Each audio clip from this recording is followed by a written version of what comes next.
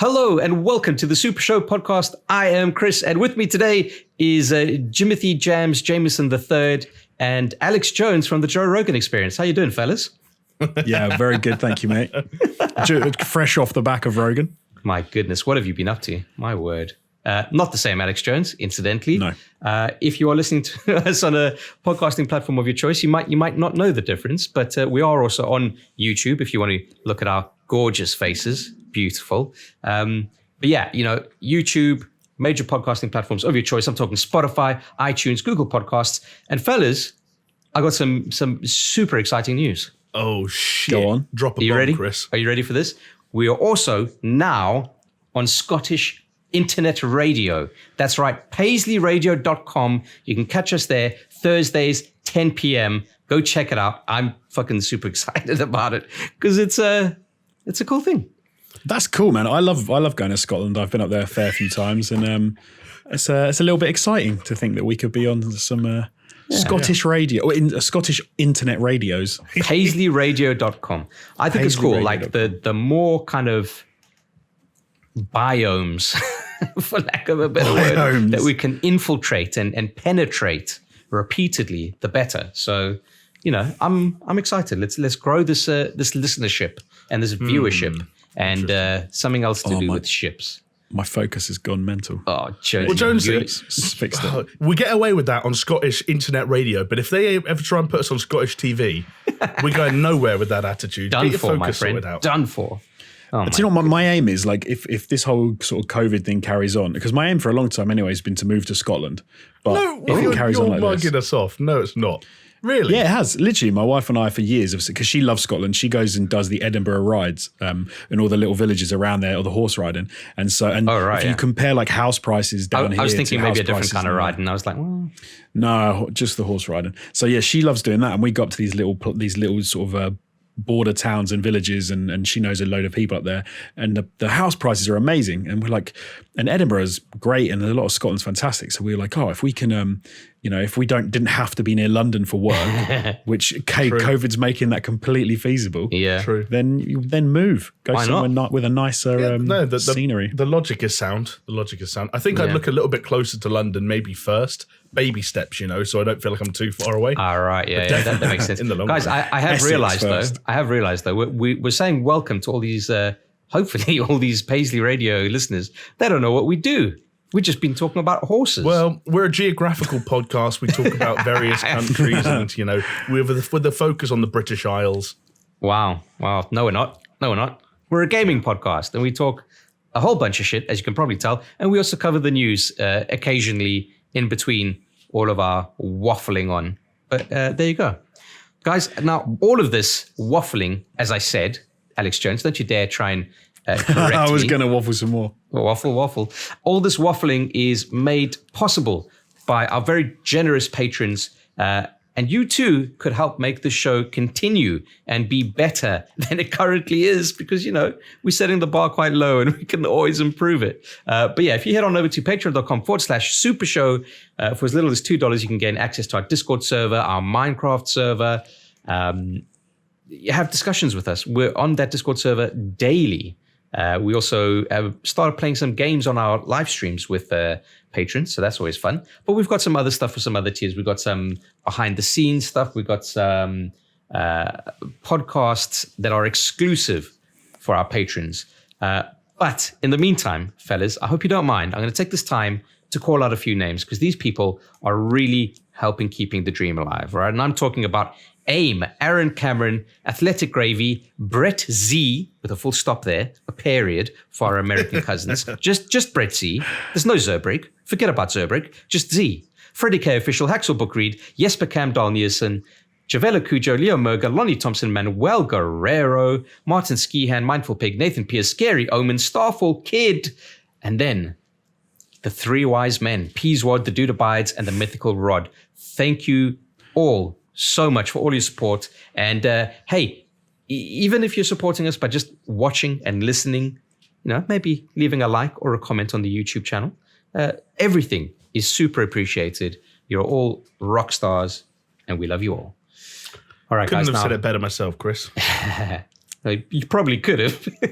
I don't know if I could have now. Well, there we go. Smashed it, mate. Smashed it. Smashed it. All right. Well, as I like to kind of like, break the ice and get us kind of like eased in, lubricate us from head to toe, as it were, before we jump head first into the news. I like to cover the comment of the week, which you can leave on our YouTube channel. And this week it comes from Justin Winton. And he said, 3 days after this episode is out and 100 plus likes, you owe us an Instagram post. So I'll tell you what, Jonesy, why don't you explain everything behind that comment? So last week we said that if people gave us 100 plus likes, then we would put out an Instagram post, because we have not put an Instagram post out in many, many months. Yeah, when did we say the last one was? March? It was pre-lockdown, because it was when March, we were together at your gaff recording the podcast in person. And so it's been a decent while. And I picked this comment out as a comment of the week just to remind us that, in fact, we have over 100 likes. It wasn't even March. It was February. It was February 23rd. February. Which I remember now. Thanks, COVID. February 23rd, my birthday. And I remember because I didn't say anything. I kept it a secret. And we put that Instagram post up on my birthday. There we go. Happy birthday for then, Jamie. Happy birthday. That's like over 8 months ago. But yeah, nice. It's all good. Nice. But yeah, I feel older now we're kind of in the unfortunate position of what the fuck are we going to put up on Instagram? Because I mean, I could just take a picture of myself, but then you guys aren't in it. And it's like, I don't know what to do. So then I had an idea. What if I Photoshop our heads onto a Hydra, 3-headed Hydra, and then just fucking pop that on. It. It's a solid idea. Idea. Someone on our Discord server, actually, it was Lady Tiefling, said, maybe we should just take a scene from Ice Age and put our faces in that. Also solid. Hey, you know what a really interesting and socially engineered and a very clever way to take the next step of this process would be? Tell me. You say that if this video that we're recording right now also hits 100 likes, then we will pick a comment at random. No, we will pick the comment from the comment section, which itself has the most likes. That is an idea for said Instagram post, and that will be the post. Oh my God. I mean, don't get me wrong. It's kind of likeception, but the depressing thing about Justin Winton's comment, or maybe it's a kind of enlightening thing, I don't even know, is that those can we smash X likes things it does fucking work. Yeah, because it's annoying. I hate it because we're not like that. We're not. Anyway, no, we're not like that. Like the perfect reaction would have been our audience to be like, "Fuck these old gimps asking us for likes," and it being our most disliked video ever. Well, I remember there was one video where one of the comments was like, "You guys are currently on 69 likes. I'm not going to like this video." Yeah. Oh yeah, I saw that as well. It's like, okay, fair fine. play. Yeah, like valid reason. You go and watch a 15-minute long video 2 minutes after it's uploaded, and there's already a comment saying, "This is the worst video I've ever seen." Like, I'm sorry, mate. Even Chris doesn't watch it on 8 times speed. Like, I love those comments. They're great though, because it is ridiculous. It's ludicrous. But they've just come there to shitpost, which I think is great. But like even on our previous channel, right, where we're doing 6 lists, I remember people would comment and say like, "Oh, well, you forgot this game." And it's like, dude, it's number 2, you fucking idiot. You didn't watch the video. Yeah, you obviously didn't watch the fucking thing. Anyway. They clicked through it and they missed it. That was annoying. And the second most annoying thing, perhaps, or maybe first, was people interpreting our list of 6 games as an ordered list and saying, "I can't believe X is in front of Y or X is before Y." When it's like, they've got numbers, but this is not an order. This isn't the top 6, or this isn't like the 6 in order. Like, it's just 6. Yeah, we should have just had a fucking flashing card with text on the screen saying, "No, you dill hole. It's not in no particular order." Just fucking flashing on the screen. This is a weird one, but I thought it was quite cool if it's is through our making. But I was chatting to Cameron on our one of our patrons on the Discord, and he was saying, he sort of asked about how we came up with the idea to do 6 lists back in the ATG days, and I said, it was just a case of saying, right, there are 3 of us. We don't want to do 3 things because it's not enough. So if we do 6, we can have 2 each. It seemed to make sense. And then we just sort of referred to them as 6 lists through no reason. It was just easy to say. But then he said he saw on a top 10 video on a different channel, I can't remember what the channel was, that someone referred to it as a 6 list. And I was weird. I love it if that is like we've started like a way of saying. We missed the trick there. We should have just trademarked it. six list. Trademark 6 list. Was it? You know what? It did become more of a branding term than I ever thought. Although we do also sometimes have the opposite where people would say, "Hey, like, Autumn Gaming, big fan of the top 10 lists," and we're like, "Yeah, well, I know what you're trying to say." Yeah. We don't do 10s. Yeah. Wow. Yeah.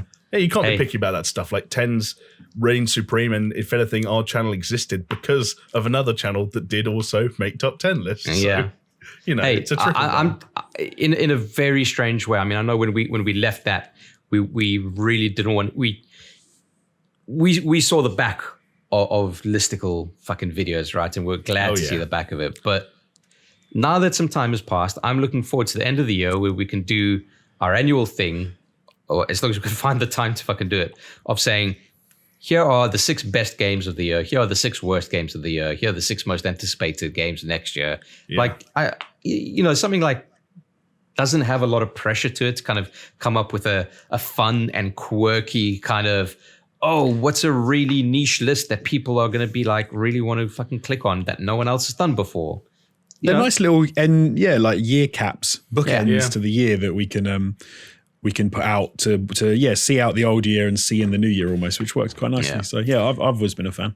Anyway, enough reminiscing about the past. All right, let's talk about what's happening more recently. Okay, I want to know what you guys have been playing, what you've been doing since the last time we recorded this podcast. Because believe it or not, we are on episode 45. 45. What would be a year? 52. So. Is that true? We've got 7 more episodes until it's a fucking year of this show. That doesn't sound right, does it?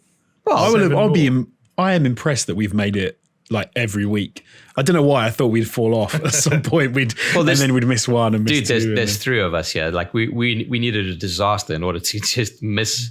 Like I'm sure worst comes to worst, one of us would just fucking do it. It would be I would love to see what happened. It would be a 10-minute video. You know, if it was just me, do you know what I would do? I'd do like fucking Lord of the Rings Gollum, and I'd have like 2 different angles on me, and one where I'm a sane person, and one where I'm just fucking batshit insane, talking to myself and arguing with myself. It would be great. You'd need to do 3 angles, and you'd need to be you, me, and Jamie doing like the voices for each of us. That would be great. Can you imagine? With like costumes and different hair and stuff like that. Yeah, I wonder if that's maybe a video for the patrons, the fucking Gollum casts. I want to see Chris arguing as Jamie and me against each other, and then being himself, not like sitting there going. What if we just did a role swap where like we filmed a Patron exclusive podcast where for that one episode we picked a name from the hat and each of us was pretending to be someone else, and we just but shit like that can break fucking friendships. Oh yeah, because if I drew Chris from the hat, I would just not show up. Wow. You didn't even need to go anywhere, and you just decided anyway. Wow. Sorry, Chris. You know what? I wasn't going to make that joke until you joked about them ending friendships, and I was like, "What's the easy? It's the easy D." That is funny, but you are dead to me. All right, what have you guys been up to? Some things never change. Jonesy, come on. I don't want to hear about you. Big man. Fair enough. You shut your mouth. I was going to be polite and get myself out of the way because I've done the least, but you guys go ahead. How very well dare you, all right? You call yourself a gamer. Jeez. Do you know what? I can segue. I can segue between the previous comment about Instagram, because you said about Hydra, into a game that I have been playing and also streamed since the last time we did the podcast. Because one of the Bakugan in Bakugan Champions of Australia is a 3-headed dog. So we could Instagram ourselves as a 3-headed dog. Jonesy, can you just say Bakugan again? Bakugan. I love it. Can you say Bakugan? Bakugan? It doesn't really work, does it? Back once Sugan with the Renegade Master, something like that. Just make a song out of it. No, I can't say that. Wow. Warner Brothers very kindly sent us a I don't really call it, an earlier copy. There you go. Preview copy of Bakugan, so we could have a bit of a play. And my kid is big into Bakugan. He loves watching it on TV. So I said that I would take one for the team. Not something we usually cover, right? Like not necessarily our type of game. It's funny, like we've been so busy this week, we turned down getting access to a PS5 and the DualSense. We turned down the Series X and Series S. Yeah. We turned down Watch Dogs Legion. We were like, guys, we got a lot on our plates. But Warner Brothers came calling. Funny you said that. Like I actually had to kick Phil Spencer out of my house because he tried to give me a fucking fridge. Yeah, that fridge. Apparently, went to his backup, some guy called Snoop something or other, some rapper. He was like the person behind you if you had turned it down. And Snoop Hogg, I believe. So something like that. Yeah, but Bakugan, Jonesy, we had to say yes to. We had to say yes to, but it's all right. It's fine. It's a very Pokemon light kind of very anime-y, you know. It's fun. It's fine. It's okay. But it's fun. It's fine. Put that on the box. It's fine. Which always it is a kids game, and you play it, and it's like, oh, this is for kids. It's not really for someone of my age who doesn't really follow it. But my 4-year-old has been playing the hell out of it, and he loves it. Although he can't read, as I was telling you guys, so I have to play it with him. But no, they do have some elements which I quite like. Is that you have to, during the battles, if you think of like similar to a Pokemon battle, you actually have to run around and pick up these energy shards on the floor in order to power up your Bakugan to do a move and stuff. Which actually I don't mind. So I've been playing a bit, and we sort of play it together, which has been pretty cool. So, we were kind of discussing it before we hit record on this podcast, and saying that when you're a fan of something, and a game comes out, you can forgive a whole host of sins purely because the novelty of playing that. I was telling these guys that when I was in university, fucking the Naruto games on the Wii even. So how about that one? I used to go fucking mad for them. Fighting games. You just go over to my friend's house. We'd just spend the whole day just fucking beating the shit out of each other in those games. And objectively, not the greatest games. You know, they're fine, like Jonesy says. But subjectively, it's fucking cool, dude. Give it to me. Inject it straight into my veins, and I will fucking come back for more and more and more. I 100% get that. Yeah. To be fair, they've also addressed, like, every issue I have with Pokemon, they've kind of addressed in the sense of there's a lot more visually it's a lot more interesting in the battles. It's like you're saying, it almost is like you can play the show, which is a cool thing, and you can see, and the animations and everything looks really nice. It's very well made. So it's cool. It's been a decent little Switch game for me to sort of tap into in the last week or so. I've also played a little bit of Watch Dogs Legion. I believe I played the first 45 minutes.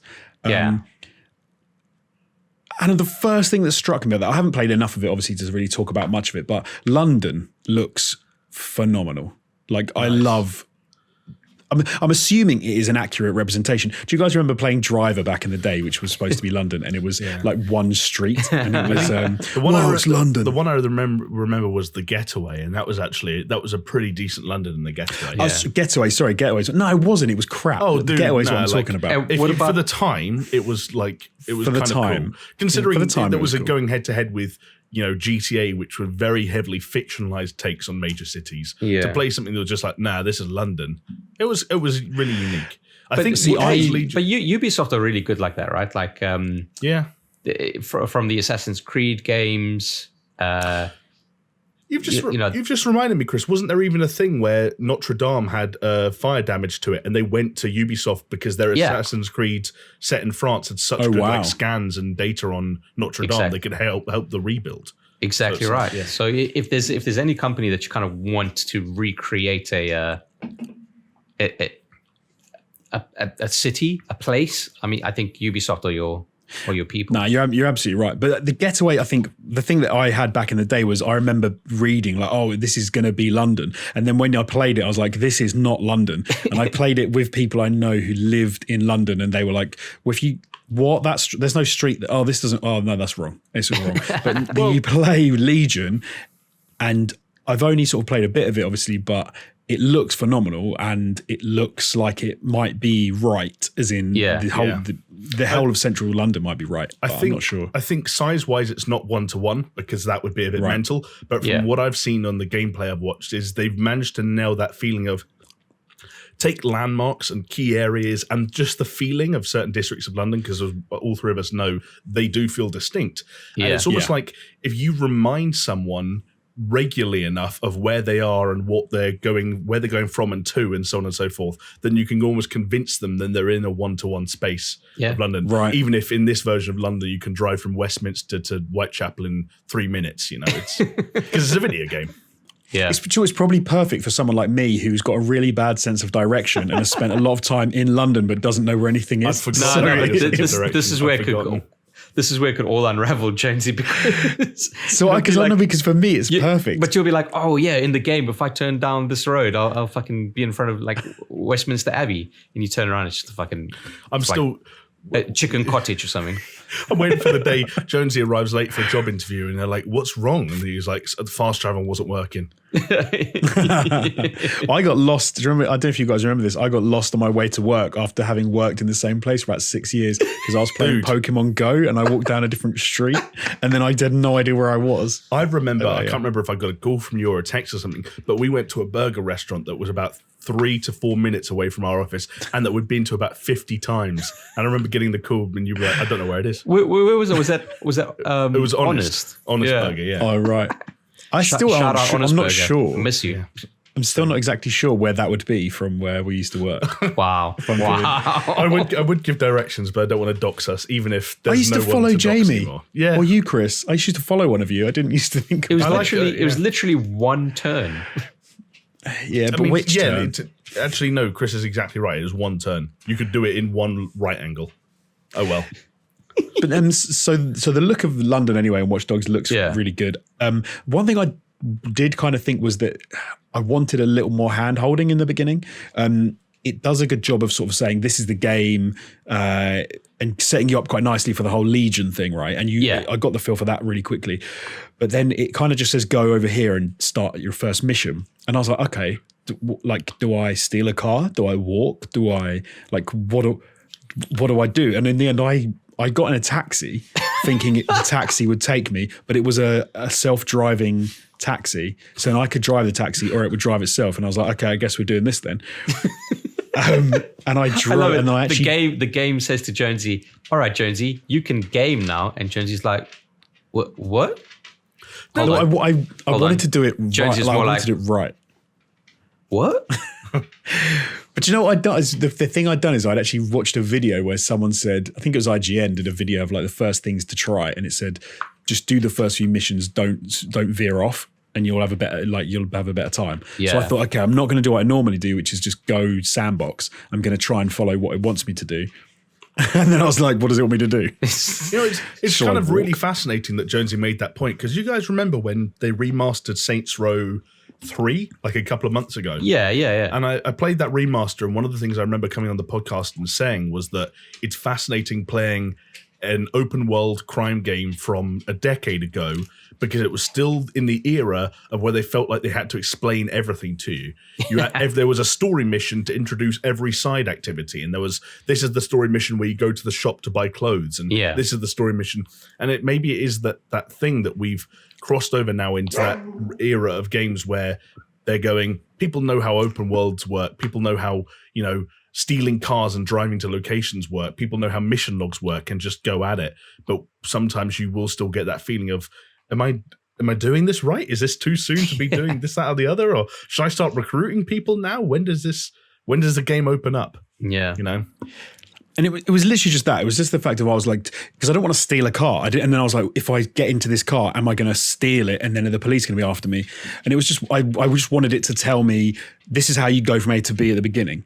And it didn't. It just let me go at it, which is fine. Like, I'm fine with that. But I just kind of thought like it could have done a little more. And then the only other thing I had was, so then I immediately crashed. Oh my God, my dog is going mental. Sorry. Well, Jonesy, you know why, right? What's the name of the game you're talking about?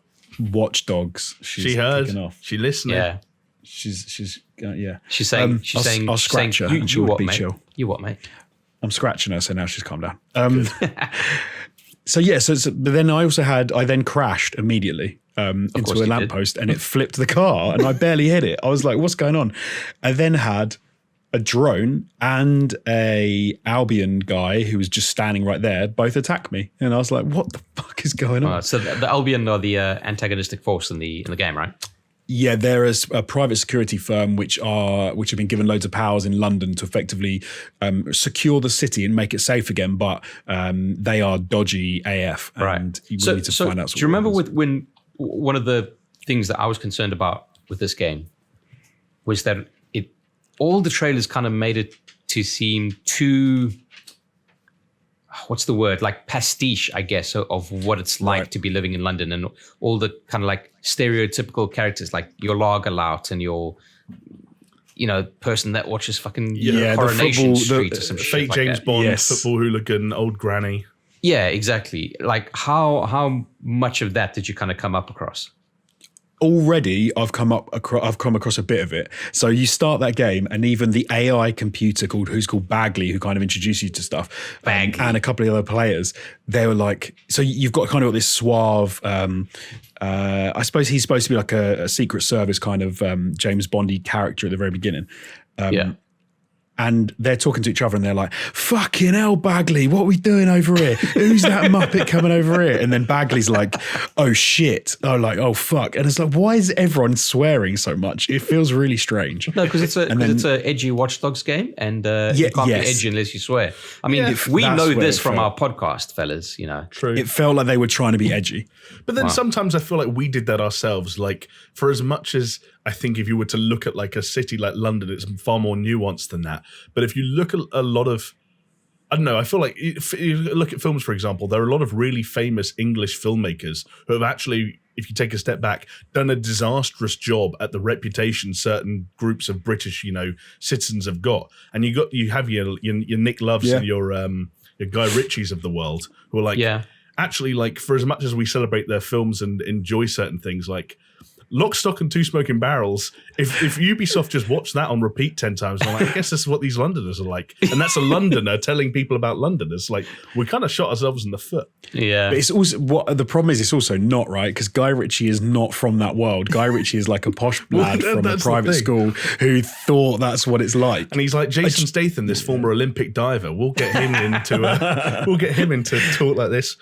Yeah, he knows what it's like. Yeah. But then, did that come across as like, did it come across as cringy? I guess is it a fucking cringy game, Joe? Just tell me straight.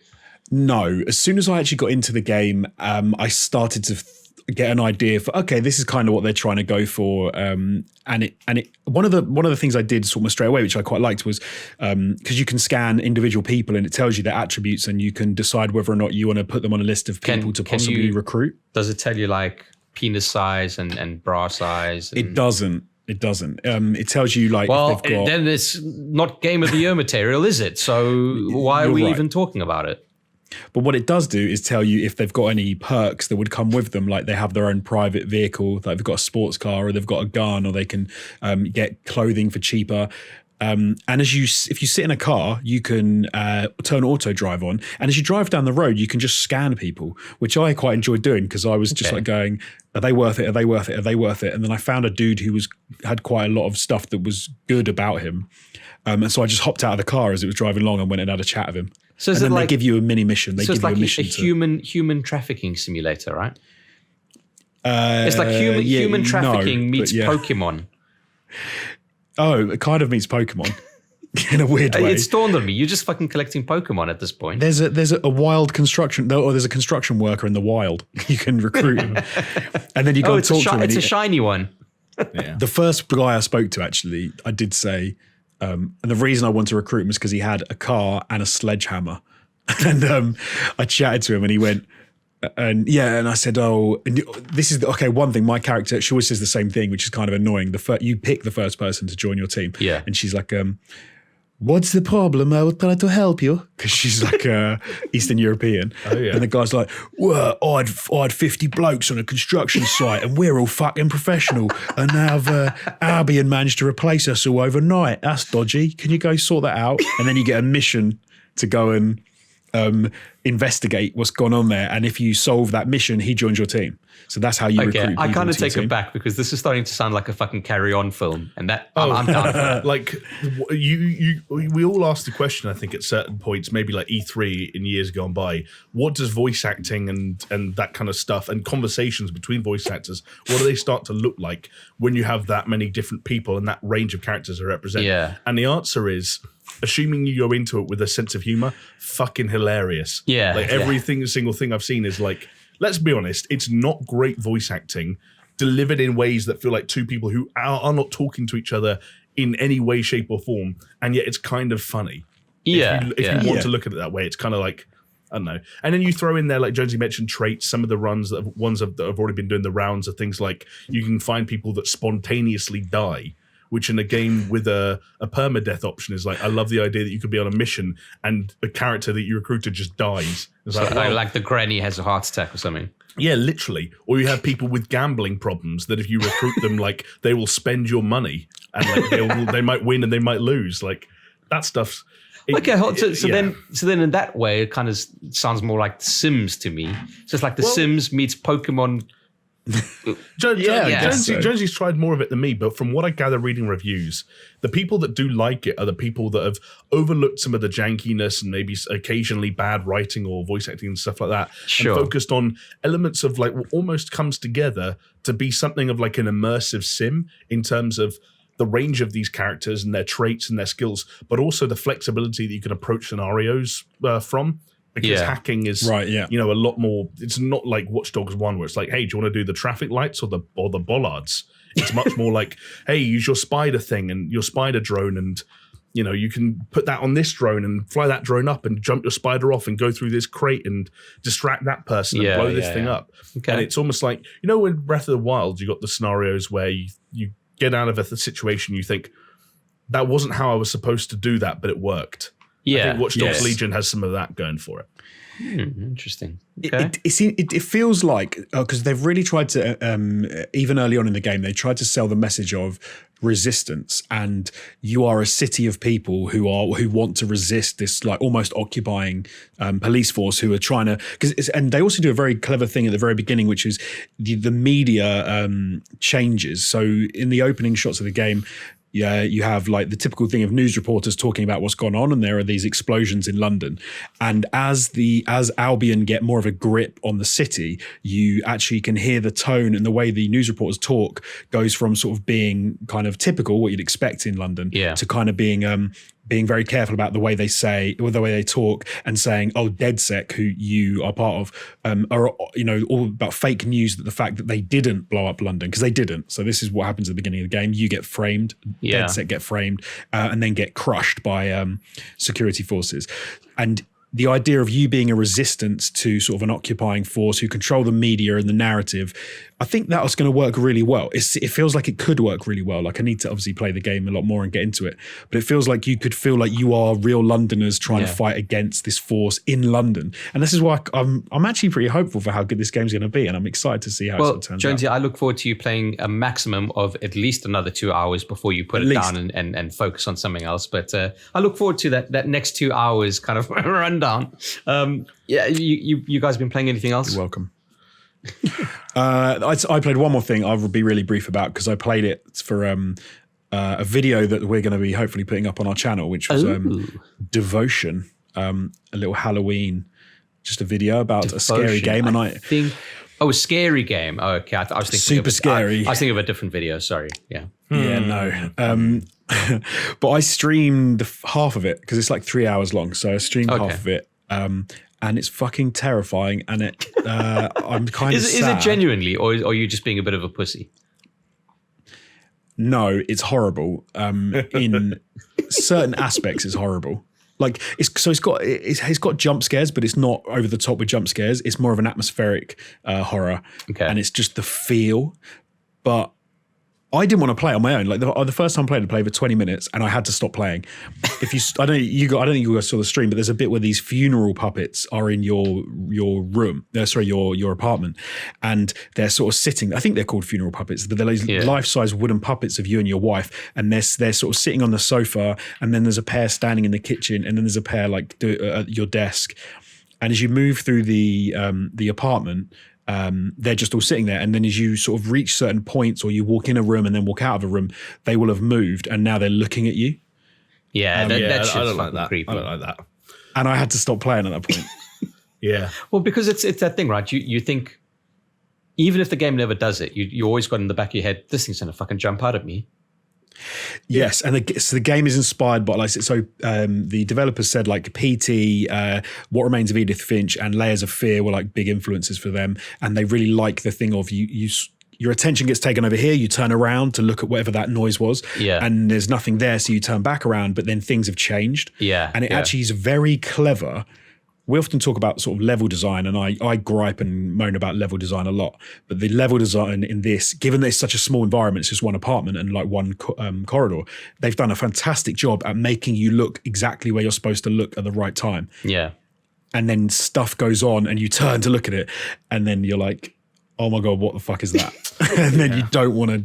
Oh, it makes me feel weird just talking about it. The scary thing about that is that it's a concept and a way of, designing a game that obviously works very well for horror because it's that fear of anything being able to change at any point.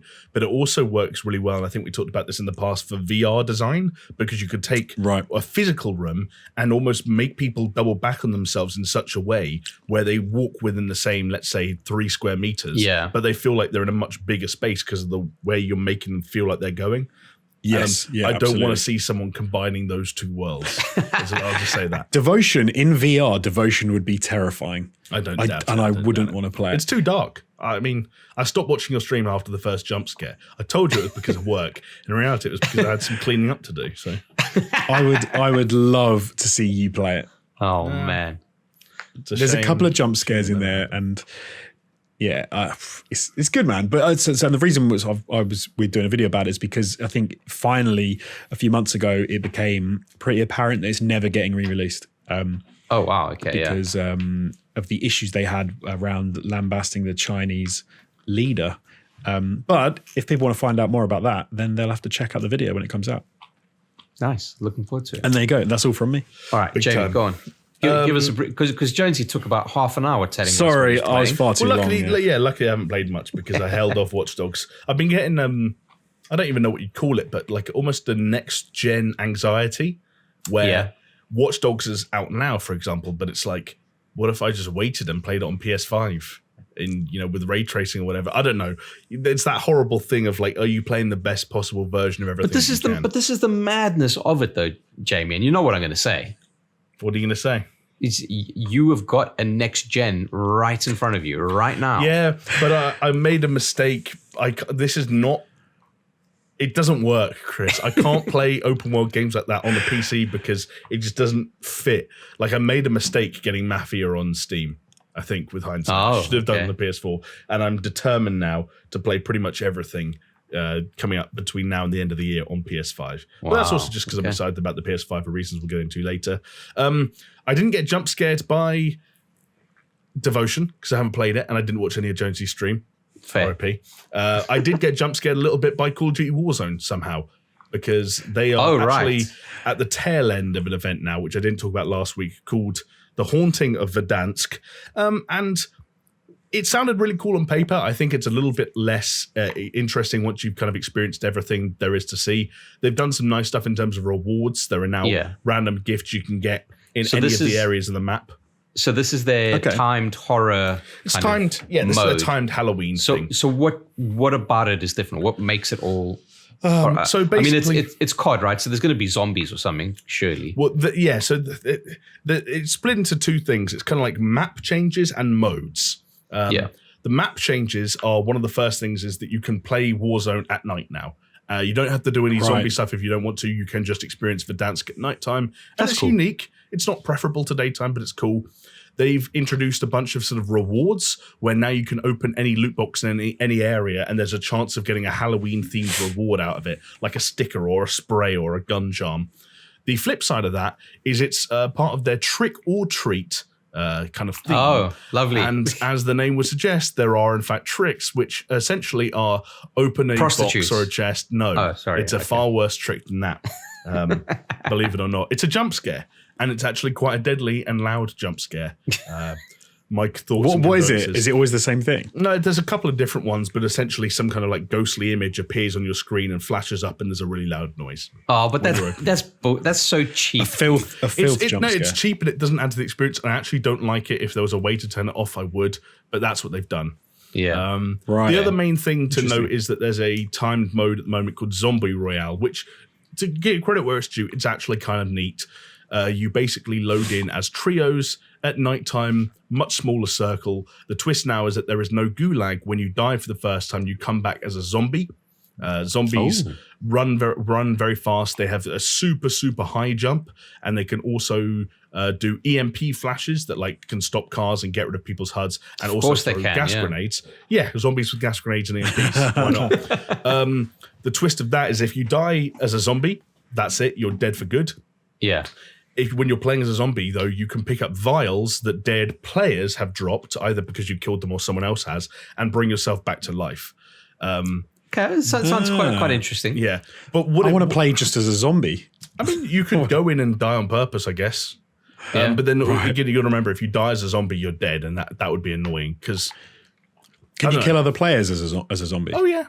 So hold on, you're meant to in some respects. But are you like claws zombie, or are you I've got a gun motherfucker zombie? Oh, claw zombie. It's full on they increase the FOV. You're moving around quite quickly. Jump is now on L2, and you can hold it down and do these crazy high jumps. Like you can jump, maybe not to the roof of stadium, but certainly lots of other roofs and stuff like that. Like a flea.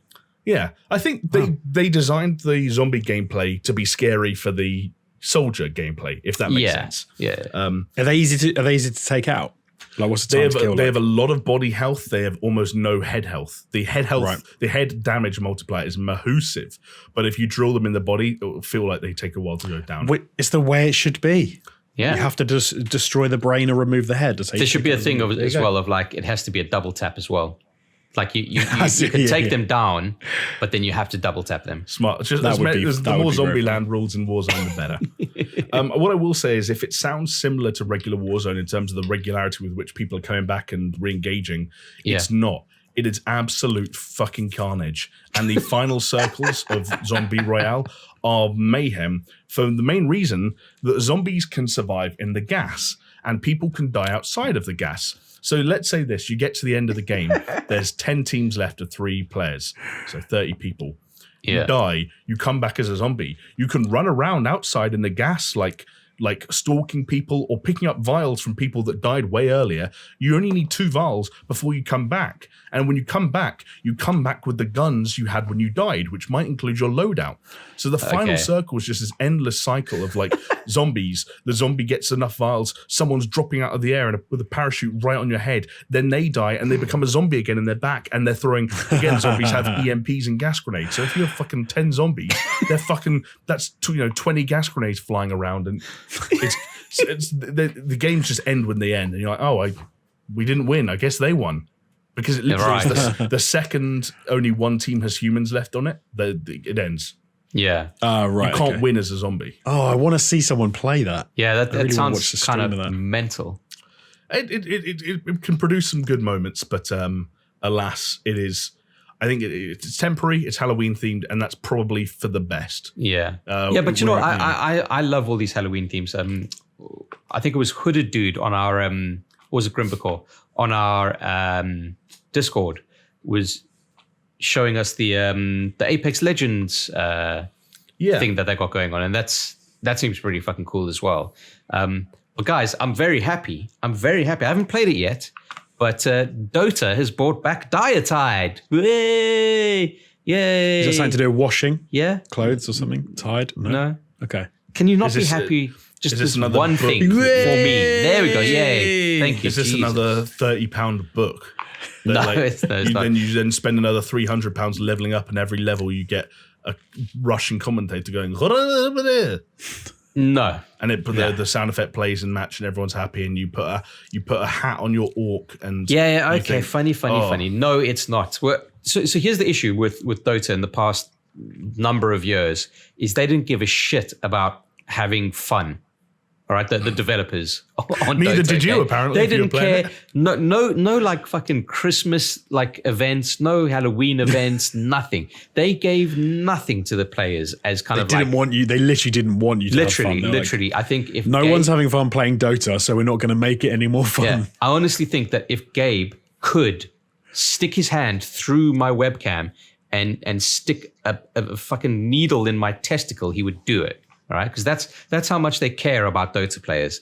But out of nowhere, they're like, here's a Halloween mode. There you go, enjoy. No, like She said it's a return, no so strings they've done it attached. before. Plus, play and you'll get some rewards. And it's like this hasn't happened for like the past 5 years in Dota. It's mad. So I'm really excited. But anyway, I digress. I'm happy you're excited, Chris. I can experience that vicariously through you. I don't care, but I'm happy for you. Wow, thanks. I think, but to transition, Chris, if I may, from me onto you, there is something that all three of us played, and I think, Chris, you and I actually played for the first time. Yeah. Possibly the latest we've ever been to the table when it comes to like a popular game that is doing the trend. rounds. But exactly, a trend. But I think, Chris, you and I played our first match, or matches, I should say, of Among Us this week. Yeah. First time ever, believe it or not, as dumb as that sounds. On Jonesy's stream, even. Jonesy's stream. You did. Thank you very much for coming along. Thank you for organizing it, because I think we probably that trend would have passed us by otherwise. It's something, isn't it? I guess it's a lot better to play than it is to watch, in my opinion. There's a weird thing with Among Us that if you play that game without, the addition of the voice chat like that we did and other people do, it's a really boring game. It's not that enjoyable. But I think with the voice chat, that's what adds the flavor and the fun to it for sure. It's just it's interesting to kind of just see how devious your friends are, and how easily they can lie. But there is one thing I want to highlight, Jamie, about when we were playing with Jonesy. And it was so funny, dude. We were all like in this one room, and Jonesy was the imposter, and Jonesy kills someone just inside the airlock. And then he opens the airlock and it's just him and this I body. didn't open it. Yeah, because I didn't open it.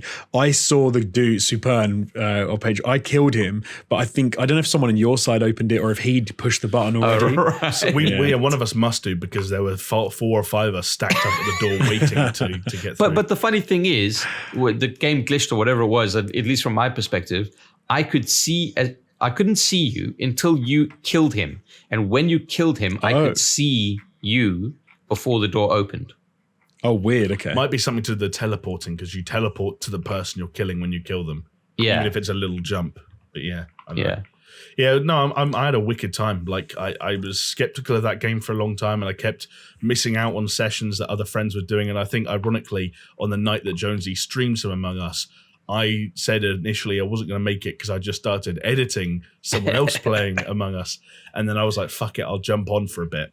And like you said, Jonesy, with the voice chat and getting the Discord kind of popping off, I had a blast. I hope to play it again. Yeah, no, we'll arrange it for sure. But yeah, all right, I'll take over then, because we've gone past all of that stuff, and I'll rattle through.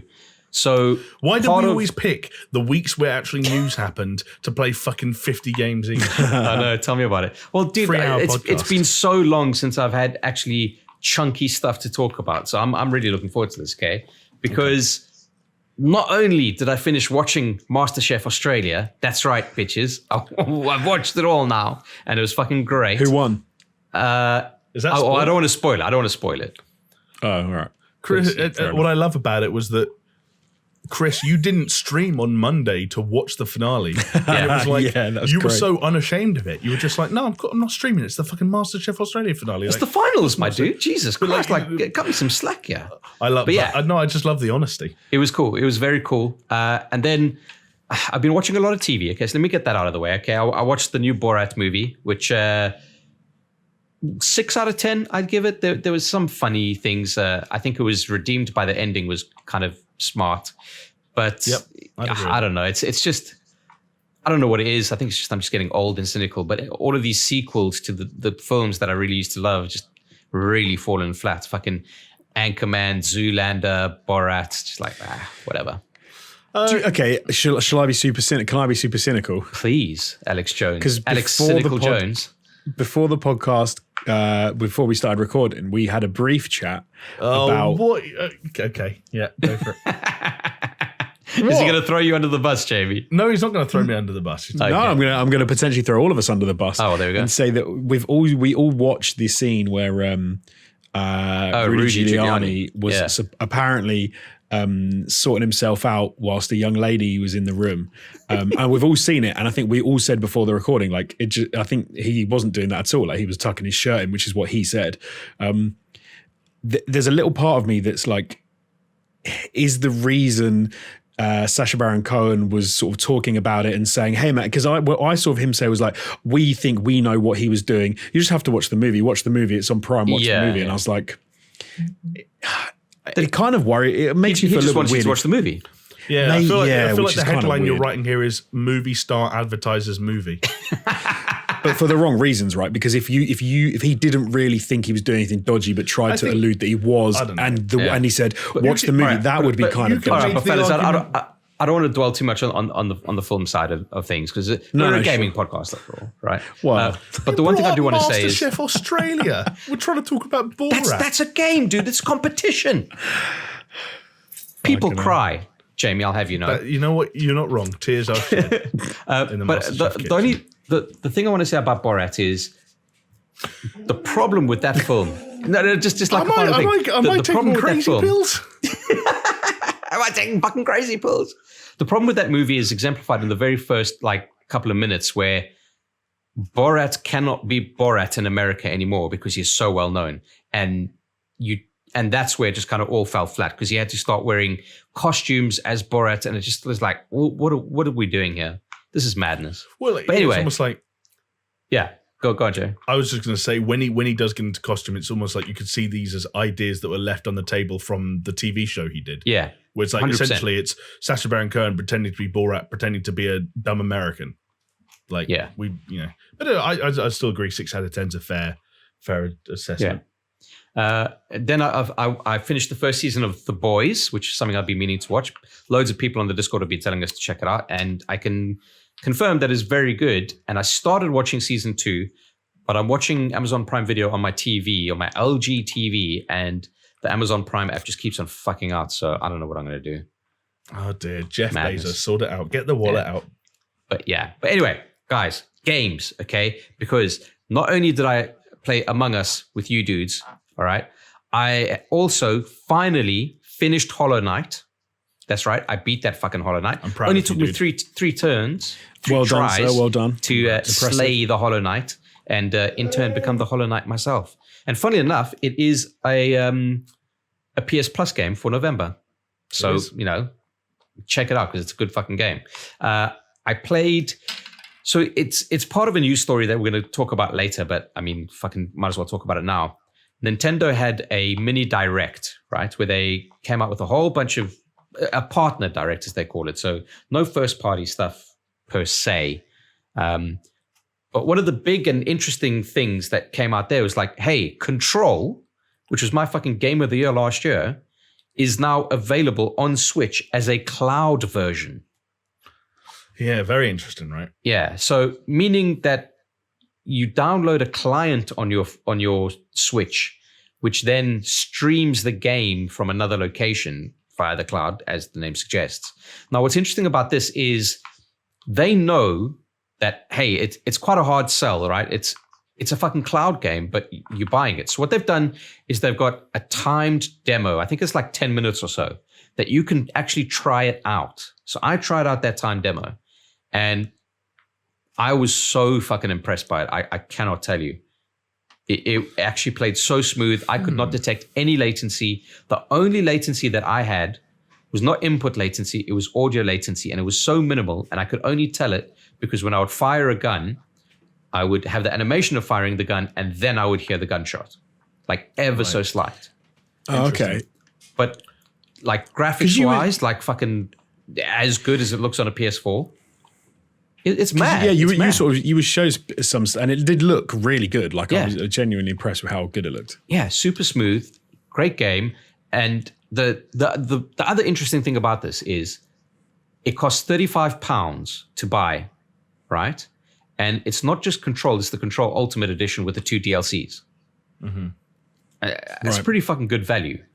Yeah, for what I considered my game of the year of 2019. I guess with the caveat being it's a game on a ostensibly portable platform that you can only play with a presumably very solid Wi-Fi connection. Yes, so correct. I was literally playing in the same room as my router, But then again, like, it's fucking lockdown, dude. Where are you going?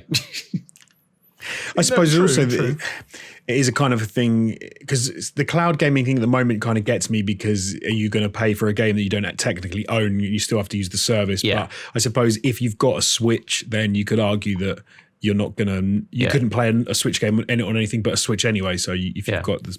But I think I said to you guys in our WhatsApp group, I said, you know what? If I could import my progress from my PC version of Control, then I'd be all over it, so I could play the DLC. But I'm not playing that fucking campaign again. I've done it. Fair enough. But yeah, it's interesting because I remember there were stories saying, there was news coming out. Was it last year, the year before actually, saying that Resident Evil 7 and Assassin's Creed Odyssey were available in Japan on the Switch as cloud-based versions. And I was fucking well jealous because that sounded fucking cool.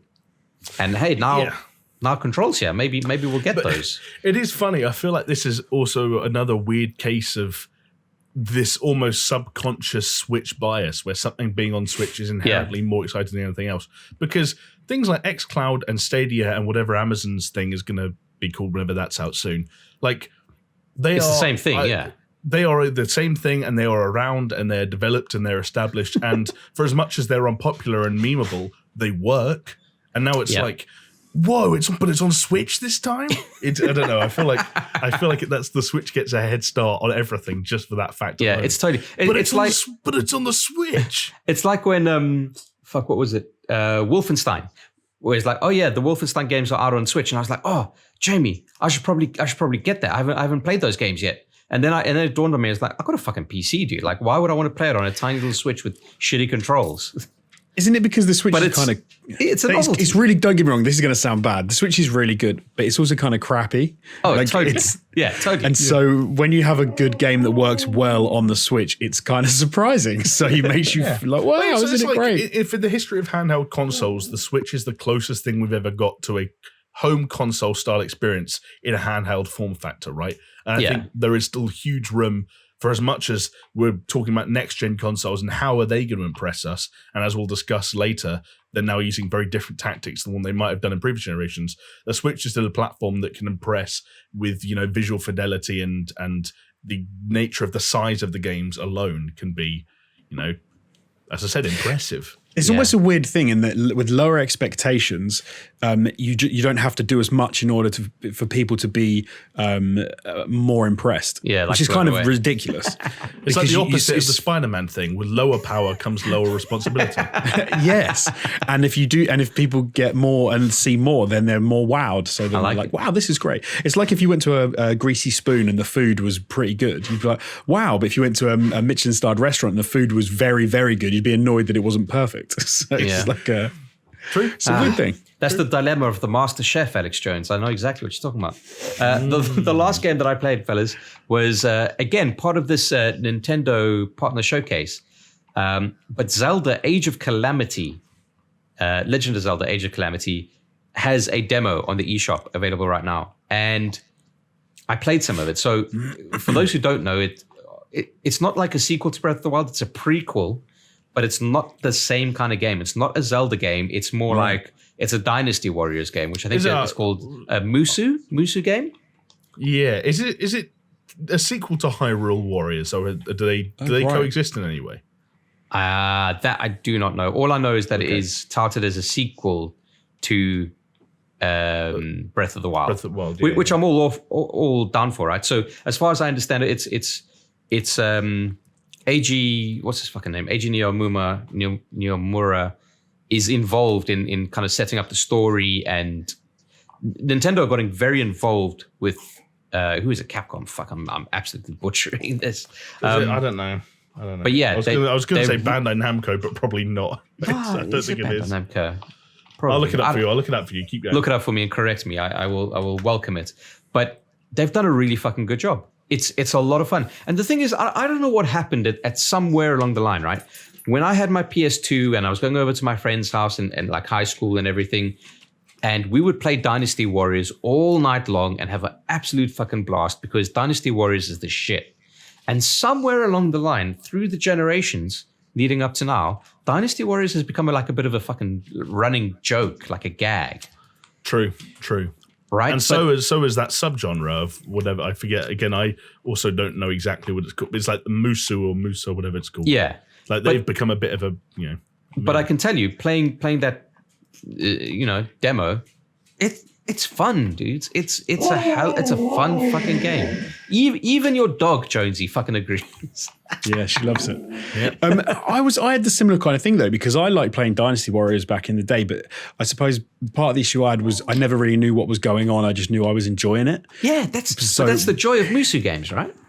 Yeah, but then it's rough to sort of get pulled back in, or when they get released, it's like, do you want to buy one? It's like, I don't really know, because I know I'm going to enjoy it for a bit, but then I'm probably going to go, I don't know what I'm doing, I'm going to stop playing it. So it sucks that. What, Jake? What's up?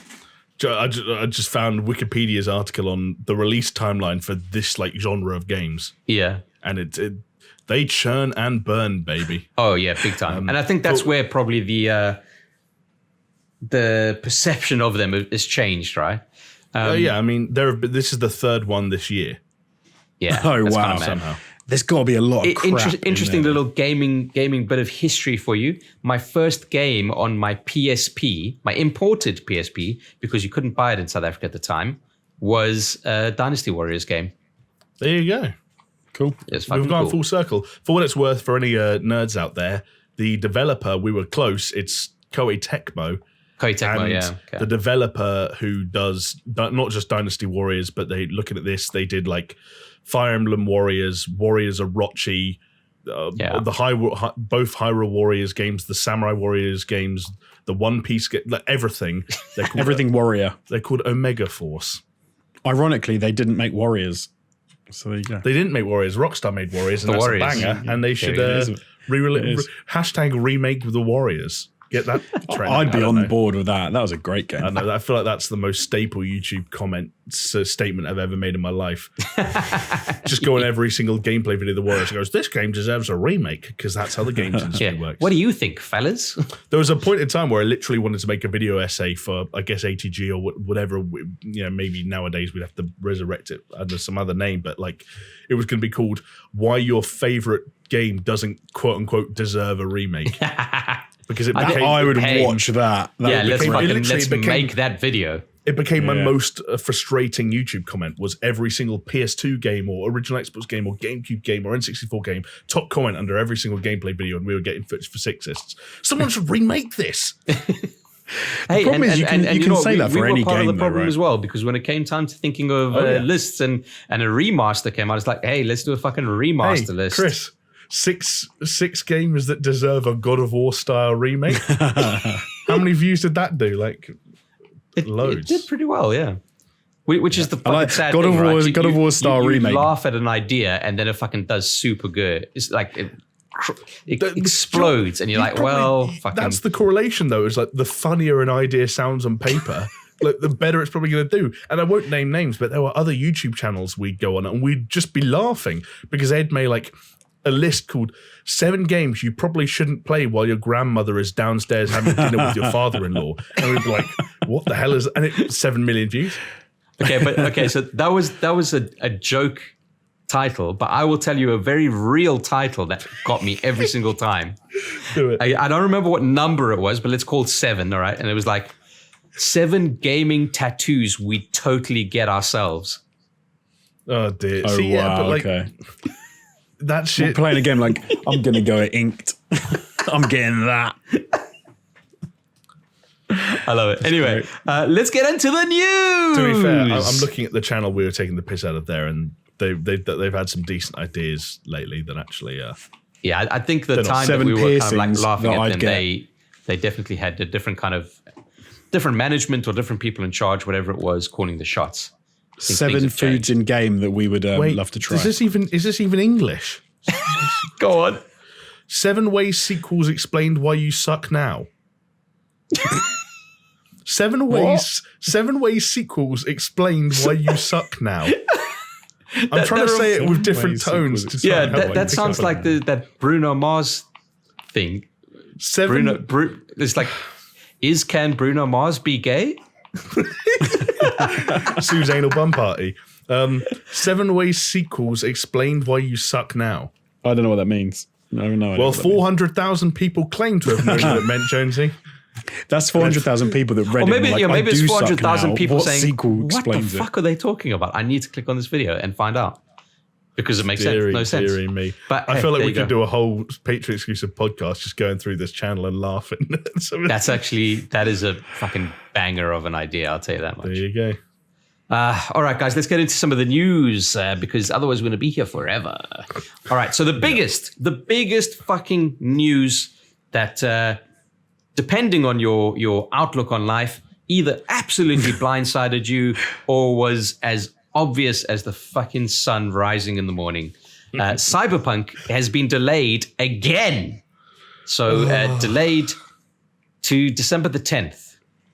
So fellas, just not long. Go on this journey with me, all right? So 16th of April. That's mad when you say Then delayed that. to 17th of September. Then delayed to 19th of November. Now delayed to 10th of December. All right. Yeah, despite the game going for certification and quote going gold, it's kind of mad. Yeah. It is kind of mad. I think when they had the announcement that like, hey, we're going gold, everyone on Twitter was like, fuck it, your skill ups and your fucking Yongye's were like, oh well, it's not going to get delayed anymore.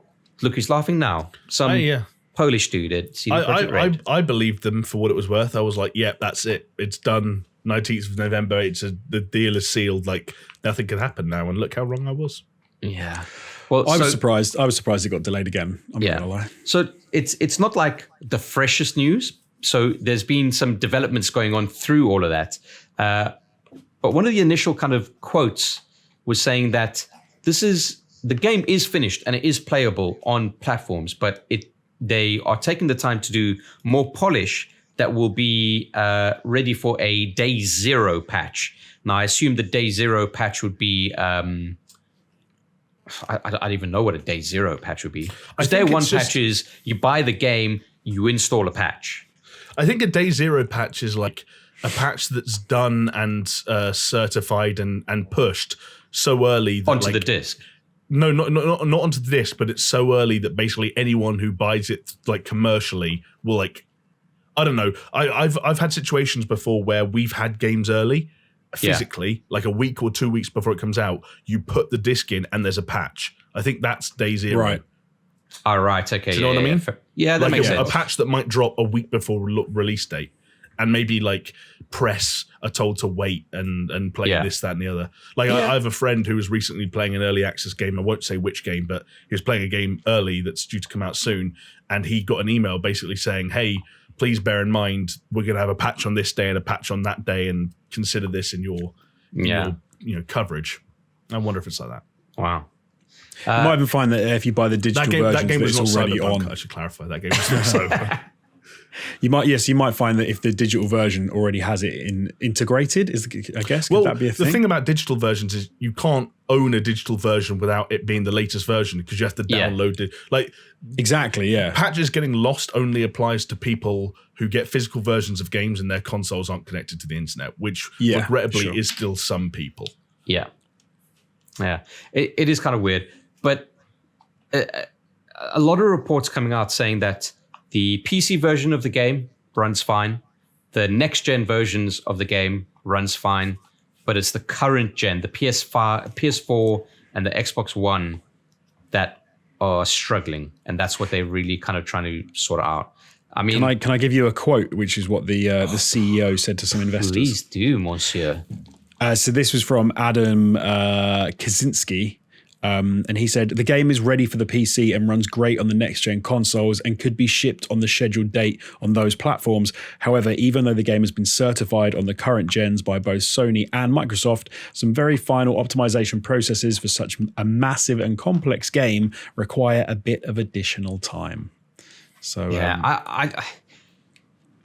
it's a weird one, isn't it? Because all of the stuff that they've had recently with their crunch and the forced overtime, etc., and now this, and they've been getting a lot of death threats and everything. It just doesn't seem Just like throw that in there. Well, we get a lot of death threats. It's Fuck that noise. It's man. 2020. It's just like a really fucking rough time for these dudes that are just trying to get out the best game that they can get out. And there's also a thing here, right? Because they've said it works fine on PC and next gen, and they're saying it needs optimizing, and Sony and Microsoft have signed it off. But to me, that suggests that they just don't want to get into a position whereby a load of people pick that game up on day one and have a negative experience in the first however long. Like, even if it is down to frame rate issues or whatever, they just want to do some more to that game to make it work better. Dude, it's one of the like biggest releases for a very long time. And I can understand the pressure is like they're feeling it. And obviously they're feeling very precious about the game. It's like they worked on it for so long. They're really clearly believe in it and love it. So I can understand wanting to release the best version that they could possibly do. But there is a point, right, where it's like, we know as editors, you can edit something and have a complete and perfectly fine edit in like, let's say 5 days. And you could take another 5 days to refine it, but that doesn't, like, you can always have more time, but there needs to be a point where you put a pin in it and say, just let it go out there, you know? But having said that, I think, you know what, if they say that they want the extra time to polish it, then what I'm thinking to myself is like, the game needs polishing then, and I don't want to play it in an unpolished state, so fucking take the time you need, because I want that game to be an exceptional experience for me from the word go. Yeah, same. And I know the internet might not see it the same way as you or I, Chris, but my reaction to this delay, and honestly, almost any delay with this game in particular, would just be like, yeah, fine. I don't want to be disappointed by Cyberpunk. I want it to be everything I hope it's going to be, and do your thing. So, look, people see these situations differently. Some people got pissed off. I personally don't relate to that. I don't understand it. Like, you guys will vouch for me that my first reaction to this was finding it funny. Like, I was laughing in the group chat because I was like, this is fucking crazy.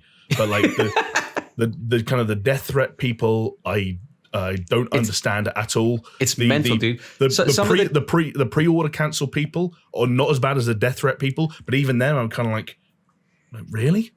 Yeah, what's the difference? Yeah, like, this is the thing. So you're hurting yourself. Yeah, you're cutting off your nose to spite your face. Yeah, I said it on my Twitter. I was like, so I retweeted the announcement from CD Projekt Red, and I just said like, what's 21 days between friends? You know, it's a bit of a jokey fucking quip, but it's true. Like, what difference is 21 days? What's that? 3 weeks? What difference is 3 weeks gonna do to you? What difference is 6 months going to make? We're talking about playing a video game.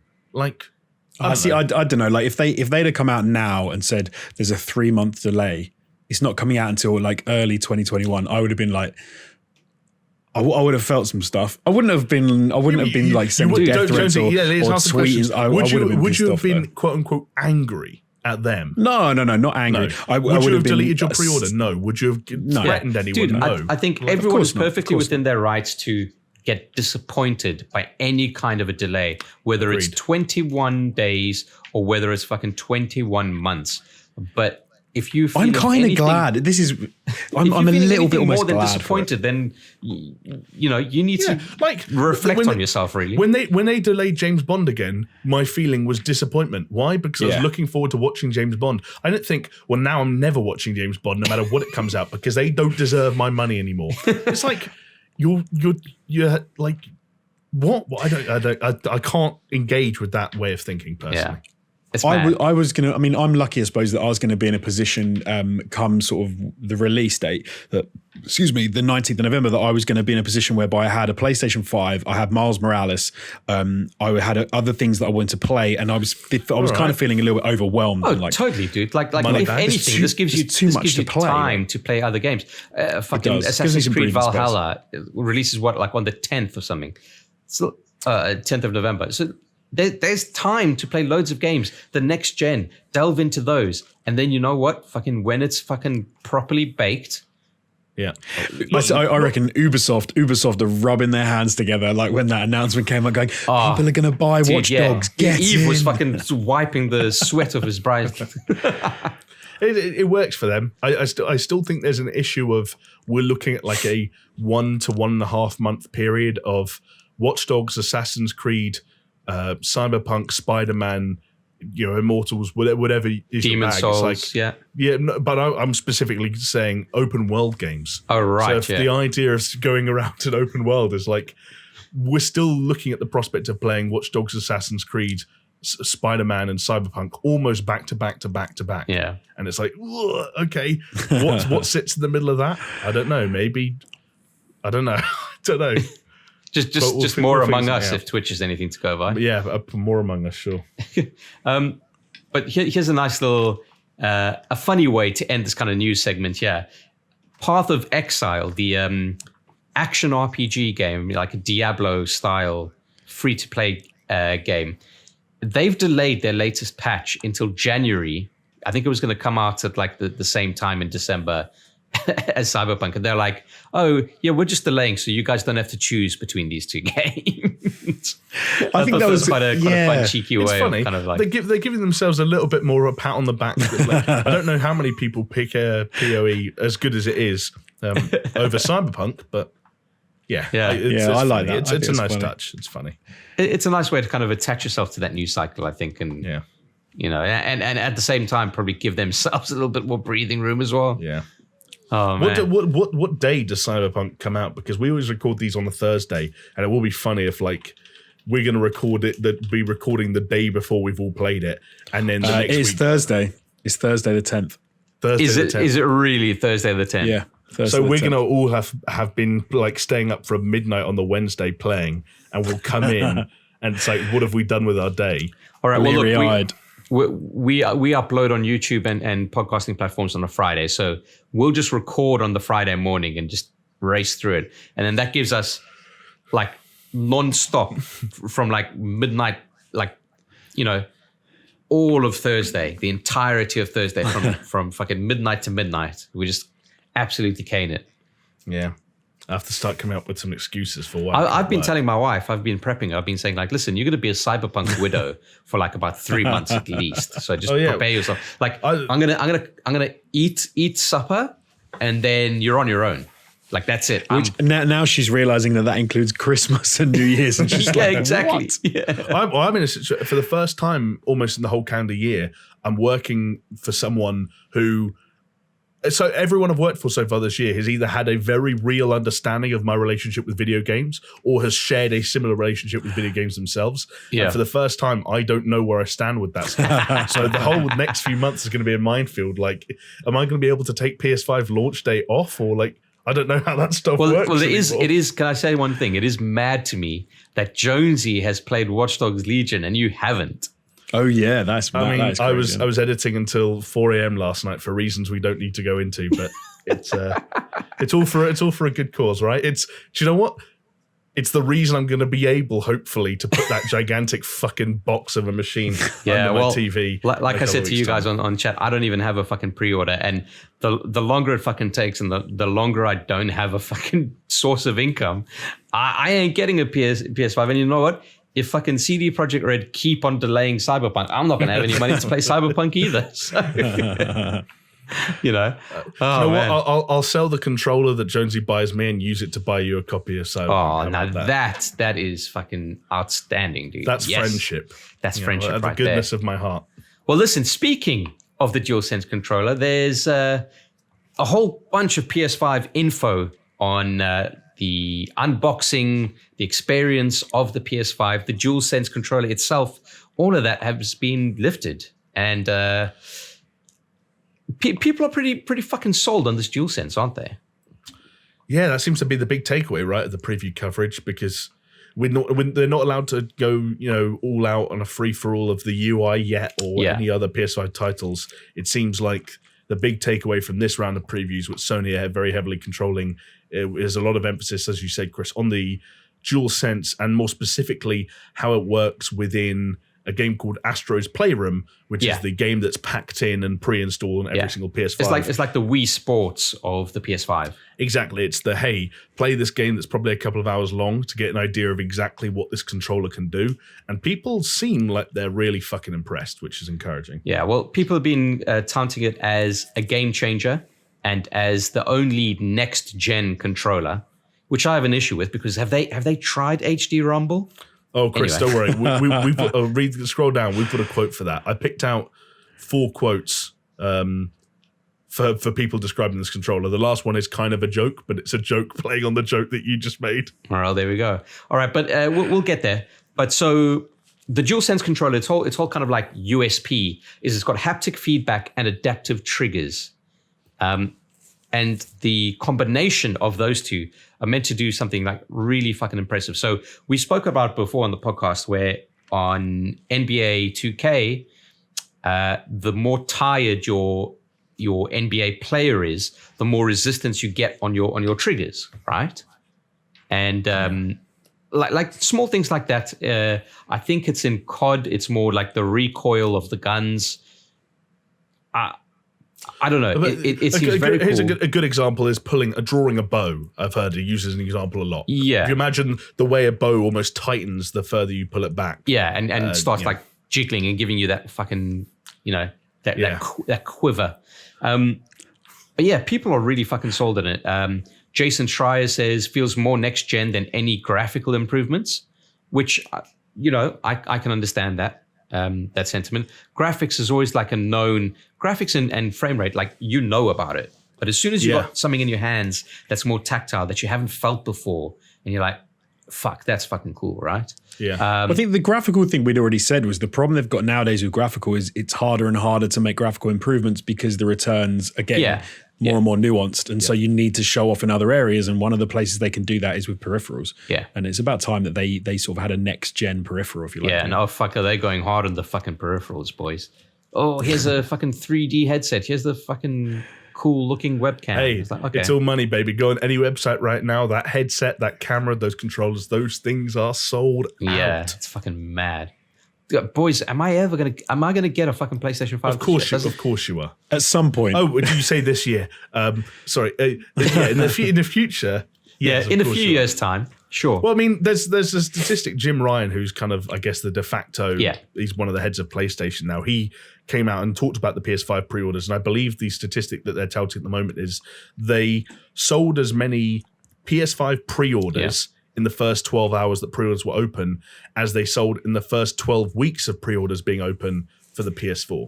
Yeah. Which obviously, look, there's weird manufacturing stuff, but assuming that's not a lie,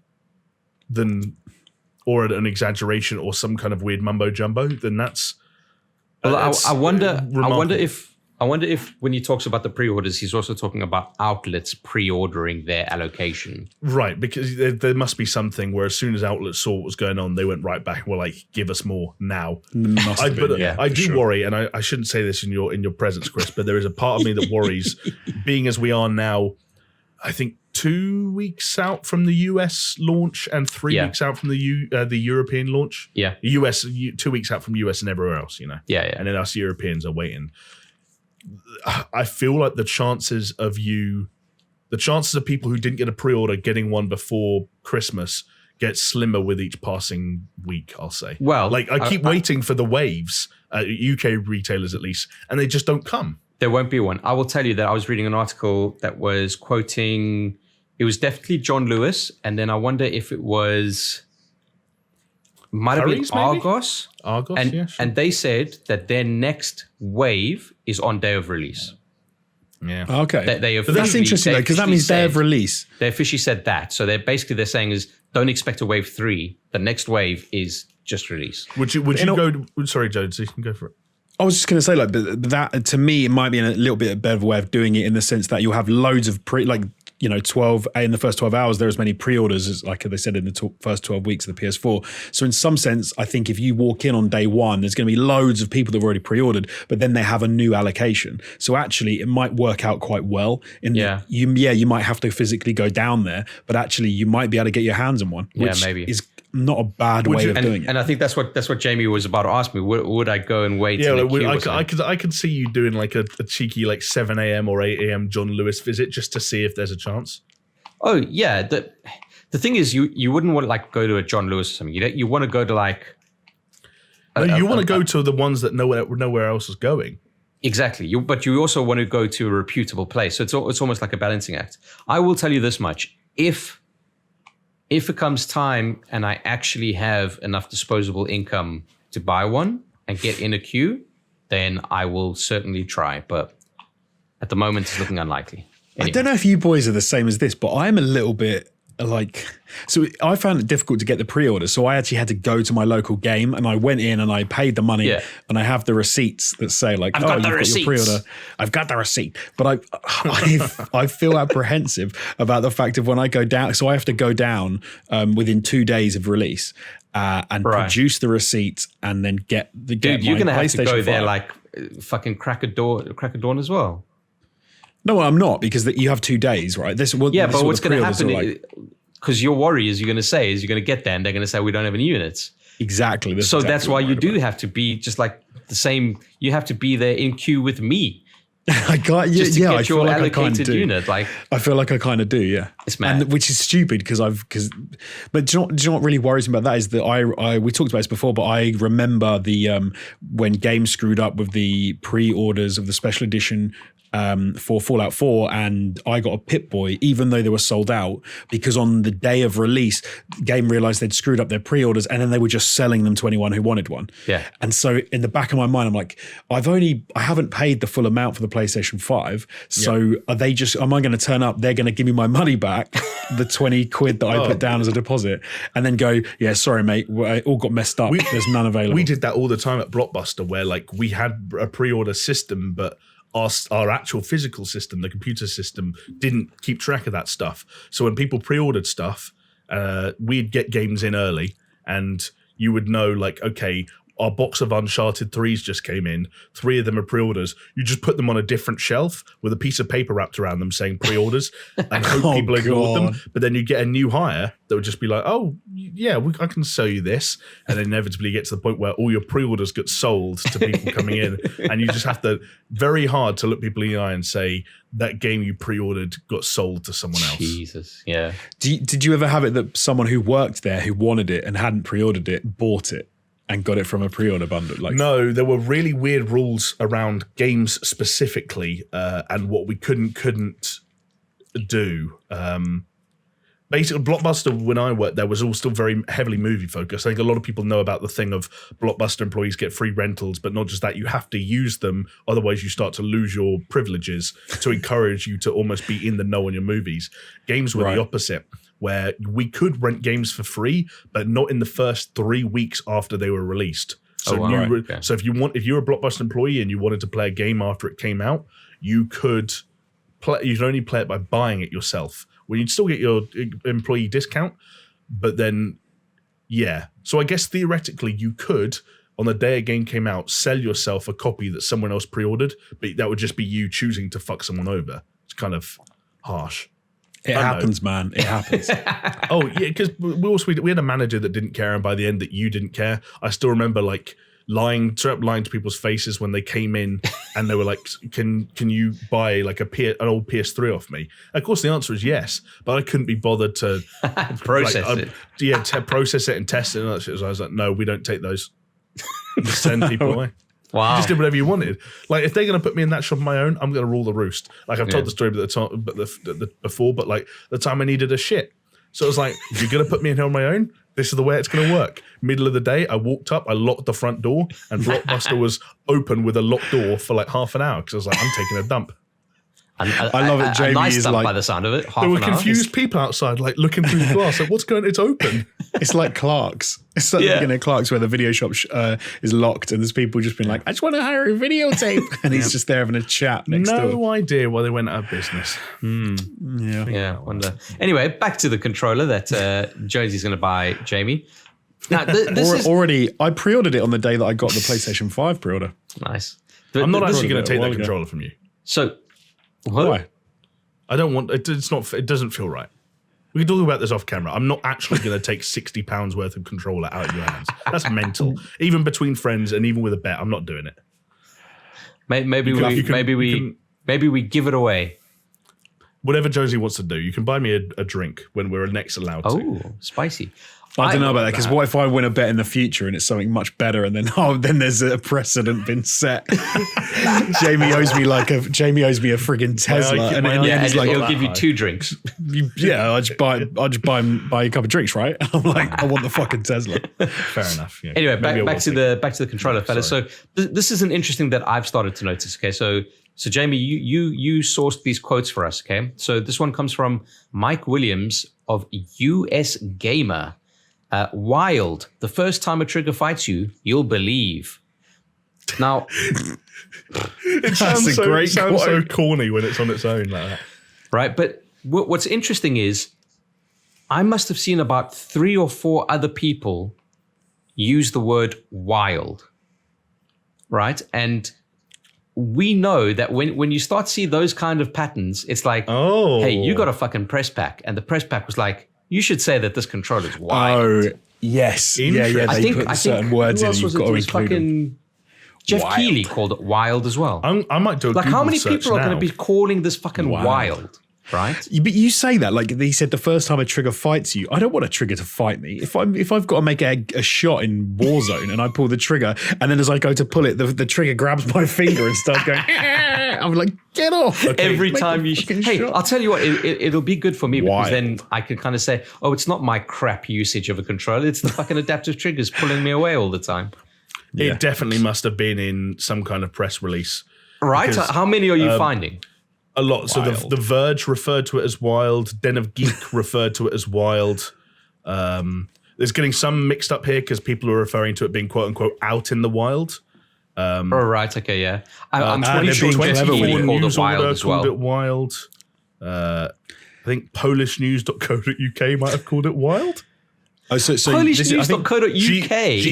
Gfinity Esports called it wild. Yeah. You need to get clever with it, though. You need to add different things to use wild, but express what you want. So you could go, it's wet and wild. It's wet and wild. 18 plus wild. It's a universal wild beast. Personality. It's wildly terrible. I don't know. You'll have to just add the Twitter account PS5 only. Oh, what do they cover? Jeff Bakalar of CNET fame. Oh yeah, he was the guy who accidentally made everyone think the Xbox Series X was the world's hottest console. Good job. But hey, I'll tell you what, this controller is fucking wild. Anyway, do you know what? Wild is definitely a good word to use because you know what? I didn't expect this to happen this week.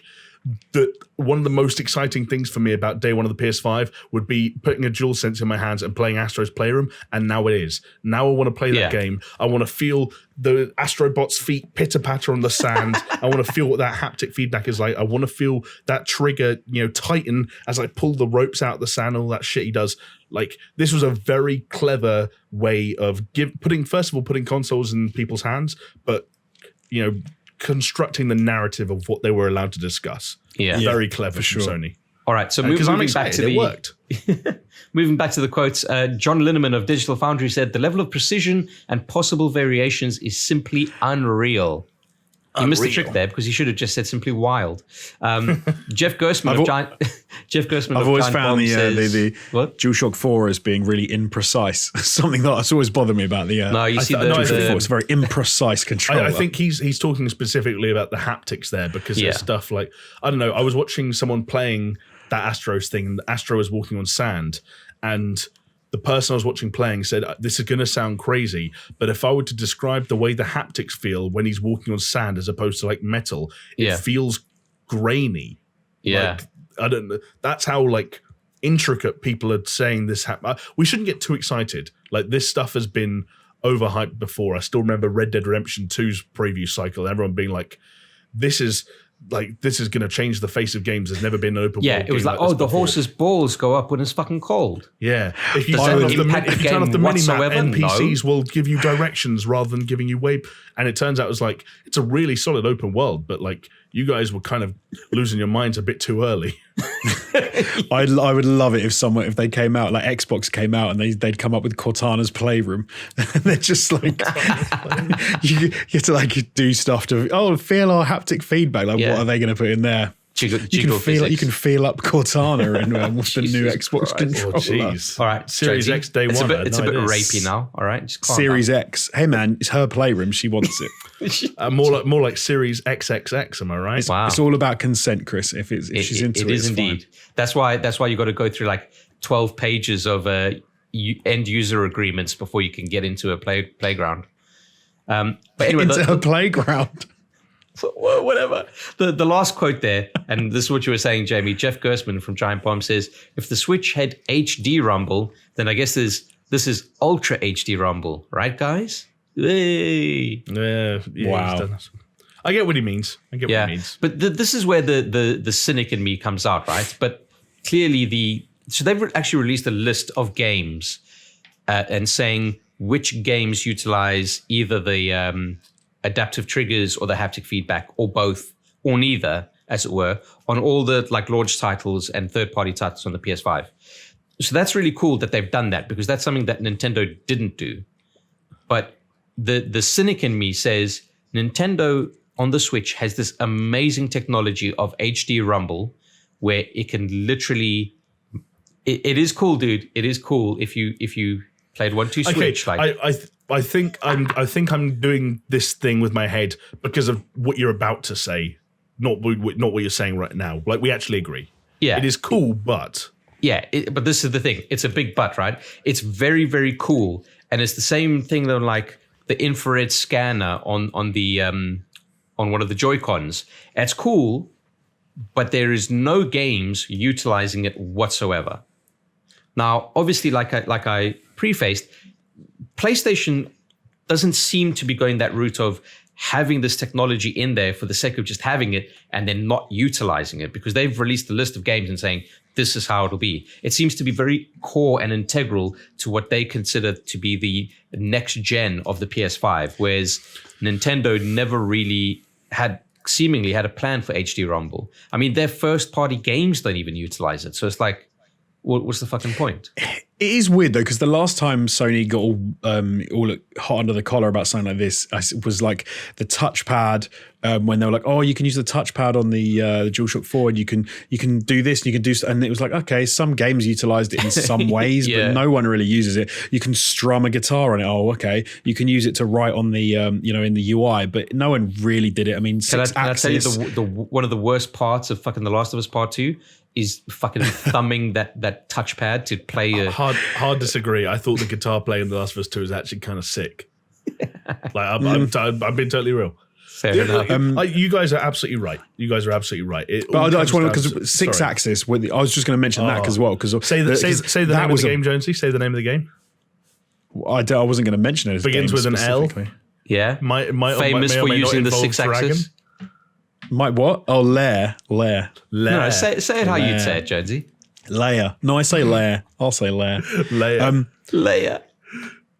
But that was a thing that, like, I swear they talked about that up before it came out as well, and everyone was going, "Oh, it's so natural that you can lean out of corners with the six, and you can lean and lean." Do you know what? It was in about 3 or 4 games that I played. It was well annoying. But hold on, Jonesy. Never used it ever again. To their credit, what were they meant to do? They were in a patent dispute for the fucking DualShock motors, and they couldn't release a fucking DualShock controller. So of course they had to release something, and they had to hype it because they needed to get people on board.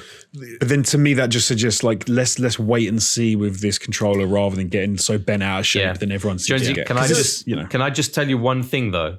All right.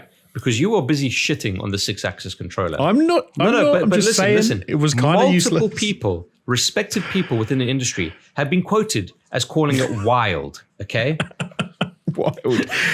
I've read some quotes from people about the 6-axis controller. They said it feels more next gen than any graphical improvements. The level of precision and possible variations is simply unreal. Right. But look, then again, on the flip side of all the cynicism, you can say, if they get this right, it could properly be a game changer. Yeah, and one thing I will say is like points about the touchpad and 6-axis are 100% legitimate. But one thing that's cool about the triggers and the rumble is they are not additions to a controller that could be made redundant. They're not They optional. are things that are intrinsic to the way we interact with controllers already that are then now being enhanced. Did Nintendo do that with HD Rumble and then slowly wean away from it as it sort of wasn't supported even by themselves later down the line? Yes, of course. Like, this has to be supported. But it's still putting the cynicism to the one side. For as much as games journalism gets dunked on a lot nowadays, there are still people in the press that I admire and I listen to, and when they say it, I take it at face value, who have been impressed by this. And that's it's exciting in so much as what's possible in the future. But I do agree that we need to wait before we can say with anything definitive, you know? Yeah, just temporary expectations. Also, the other side of it, like, it sounds cool that the triggers, it's like Jonesy was saying, the triggers are going to fight you if you're playing NBA 2K and your guy's getting tired, and it's going to be harder to pull those fucking triggers. At the end of it, like, you know what it is? It's the fucking 3DS effect, right? Where it's like, this is fucking cool. This is cool. It's in 3D. I don't need glasses with 3D. Yeah. And then eventually just like slide all the way down. And the PlayStation 5 is going to go into the menus and fucking take away adaptive fucking triggers because it's a fucking ball ache. Yeah. Plus, sorry, Jamie.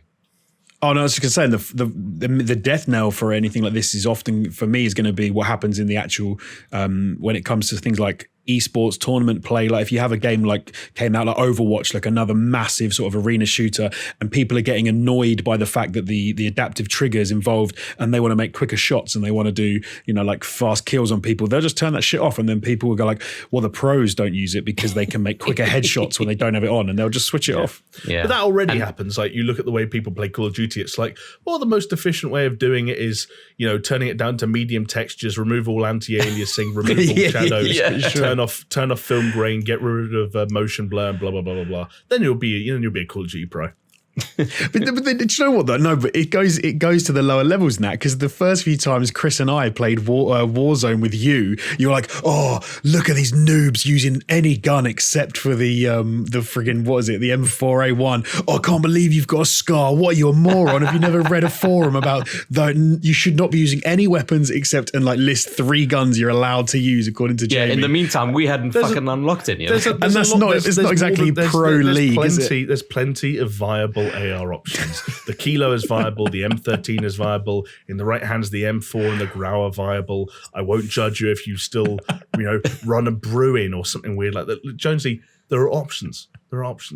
So I think in the same way there'll be like people who say, have you got Rumble on? Have you whatever it's called? Have you got the adaptive triggers on? Have you got adaptive triggers? Oh, I got the shit off. Do you know what though? Chris is the person who really scared me. For some reason, when you were talking, Chris, about fighting with your triggers again, using that terminology, I just had the horrible, horrible realization that at some point this generation, we're going to find out what fucking Hideo Kojima is going to do with this shit, and it's going to be a nightmare.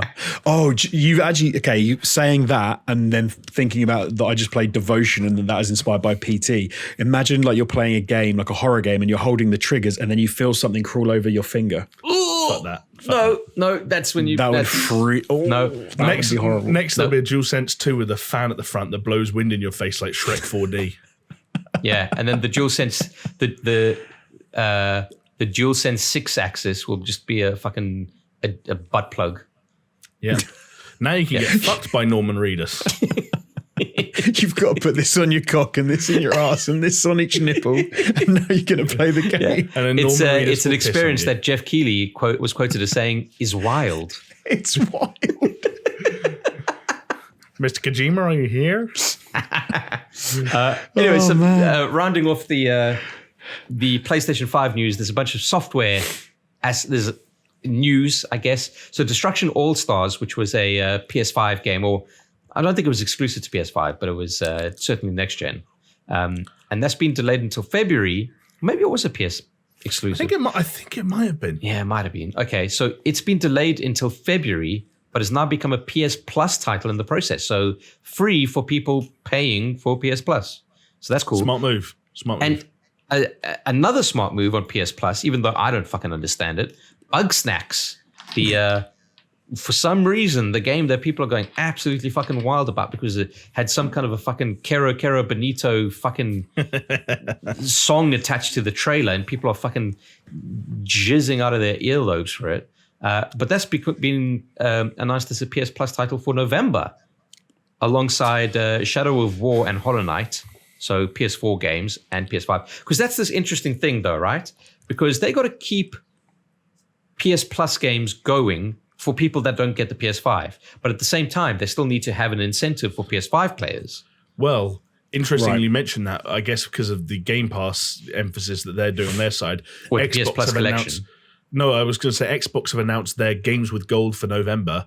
And I guess because there aren't really any titles that fit the bill, there is no Xbox Series X benefit for November games with gold. Because, like, what game would you pick? Like, not trying to call out Microsoft, but what do they have? Like, unless they spent, like, fucking tens of millions of dollars on, like, getting The Medium or one of those style games and got...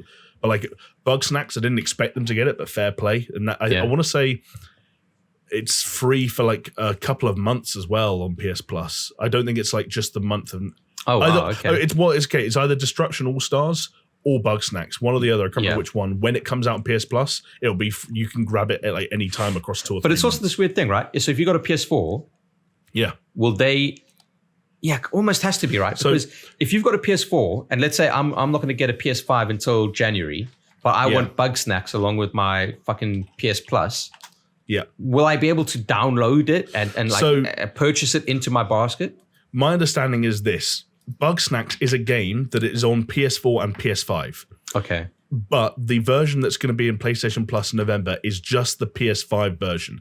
So, Chris, I think you'll be able to add it to your library, but you won't be able to play the PS4 version just because you quote-unquote own Bugsnax. Right. You only own the PS5 version. So it's like, it's not reverse backwards compatible. It's not forwards compatible, I guess. Okay. That's what's weird because it's a fine way to do it, and it's a way of incentivizing and giving little bonuses for buying the PlayStation 5. But at the same time, it seems a little weird. But you can see why they're doing it, right? You can see why they're trying to get. They're calling it a bonus. They have to, right? They have to do something. They need to, yeah. Well, they even called it a bonus game. I want to say in their wording for PS Plus stuff. Right. So there's definitely this feeling of like, hey, I bet you didn't expect to get a free PS5 PS5 game like day one, and I guess. I mean, it's not a bad way of looking at it because you're getting 3 games instead of 2, right? Well, I mean, if we go through all in on this news story, you're getting a lot more than 3 games with the PS Plus collection. It's fucking mad. Yeah. How did you guys read about this? So, have you read them describe it? Yes. We covered it before. Break it down for us, Jamie. Well, we did cover it before, Josie. You're right, but I guess I don't know if I wasn't on the ball that night or if I didn't read the press release right. But this is a far more all-encompassing thing than I thought it would be. So the PS Plus collection is a collection of PS4 games, a lot of them first-party, but some of them third-party as well, that are essentially added to PlayStation Plus in time for whenever the console, the PS5, I should say, launches in your region, so either the 12th or the 19th, that work the same as any other PlayStation Plus game. So you essentially add it to your library and you own it for as long as you continue to have that membership. But you look at the games, it's like I'm just going to read them all because there's only 20. Yeah, rattle through. Bloodborne, Days Gone, Detroit, God of War, Infamous Second Son, Ratchet & Clank, The Last Guardian, The Last of Us Remastered, Until Dawn, Uncharted 4, Arkham Knight, Battlefield 1, Black Ops 3, Crash Bandicoot Trilogy, Fallout 4, Final Fantasy 15, Monster Hunter World, MKX, Persona 5, and Resi 7. Those are like hefty games, and if you haven't those are the games of the fucking PS4 generation. All of them will be have increased loading speed and improved and more favorable. Can I do that whole sentence again? Oh, well, hold on. Go for it. First off, so you're blurring your speech. Is your face feeling hot? Can you lift your arms above your head? I'm just tired. I'm just tired. Oh, but it's good. You know what? It's important to check. Facts, you always got to check. face, you know, your friend could fast. be having a stroke. Just don't make jokes about it. Just check. Face, arm, speech, time, fast. Yeah. Remember it, folks. So the sentence actually is, all of these games on the PlayStation Plus collection can be played on the PS5 console and will see benefits such as increased loading speed and improved or more stable frame rates with PS5's Boost mode or Game Boost.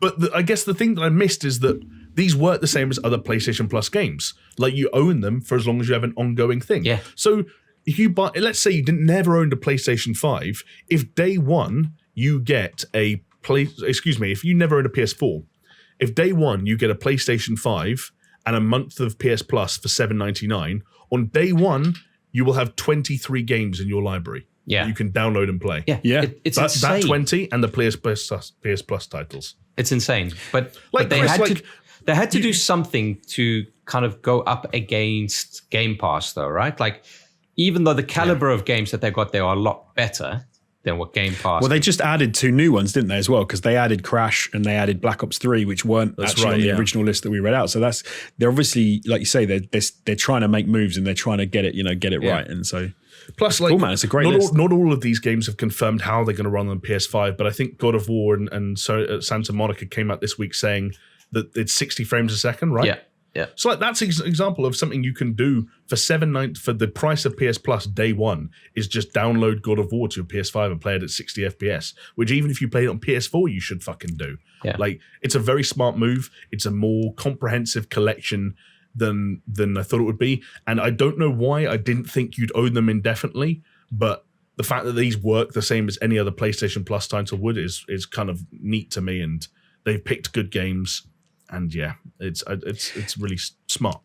It's smart very, as well very because smart, it's a mixed bag list of not in the sense of quality, but a mixed bag in the sense of like genres and 100%. styles of games as well. Yeah. So if you didn't play 3 or 4 or 5 of those titles and you were umming and ahhing about getting a PlayStation 5, they've just given you a fantastic reason to actually decide to go and get a PlayStation 5. I'll give you guys a perfect example of this, right? I haven't played Bloodborne. I really want to play Bloodborne. Don't. Okay. No, I'm joking. It's going to cost me £8 to play Bloodborne. Yeah. And then Which is, on like, top that's of that, I get all of these other games.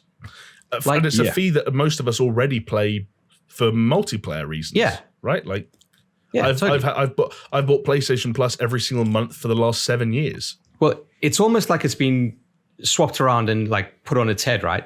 Because previously you used to buy PS Plus because you wanted multiplayer and then you'd kind of get the games. But now it's like, no, you're getting PS Plus because that's going to be what's building out your library. Right. Which is ironic because combining games with gold or Xbox Live Gold and Xbox Game Pass was the thing that Microsoft were rumored to do and ultimately didn't. Yeah. So it is funny to me that now the thing that you pay for multiplayer is also the thing that gets you, a small but very strong collection of games. All right, guys, look, I think we've said pretty much all there is to say about the fucking PlayStation 5 at this point. I'm getting quite tired of covering it. I think the console just needs to come out now. And you guys, I'm ready. You guys can get your grubby mitts on it at least. And I was going to say, wait for it. You're just projecting right now. This is good. I am. I'm tired of talking. If I can't have my hands on it, I'm tired of talking about it. Okay. Hey man, I'd love to invite you round if it wasn't for you being in a dodgy region. Yeah. Living that hashtag London life. All of a sudden, Watch Dogs Legion doesn't feel so far from home. Yeah.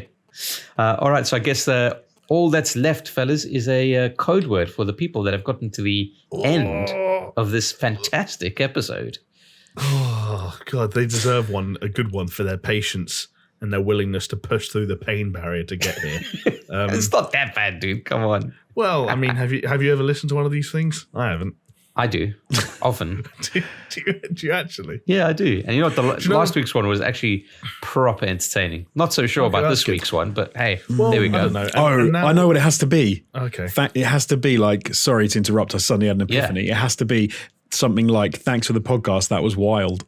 Yeah, it has to be wild. It has to be wild. It has to be wild. There you go. So if you've use made it this wild far, in a description. What about that? They just need to use wild in the description. They'll get bonus points if they make reference to getting pegged by Norman Reedus being wild.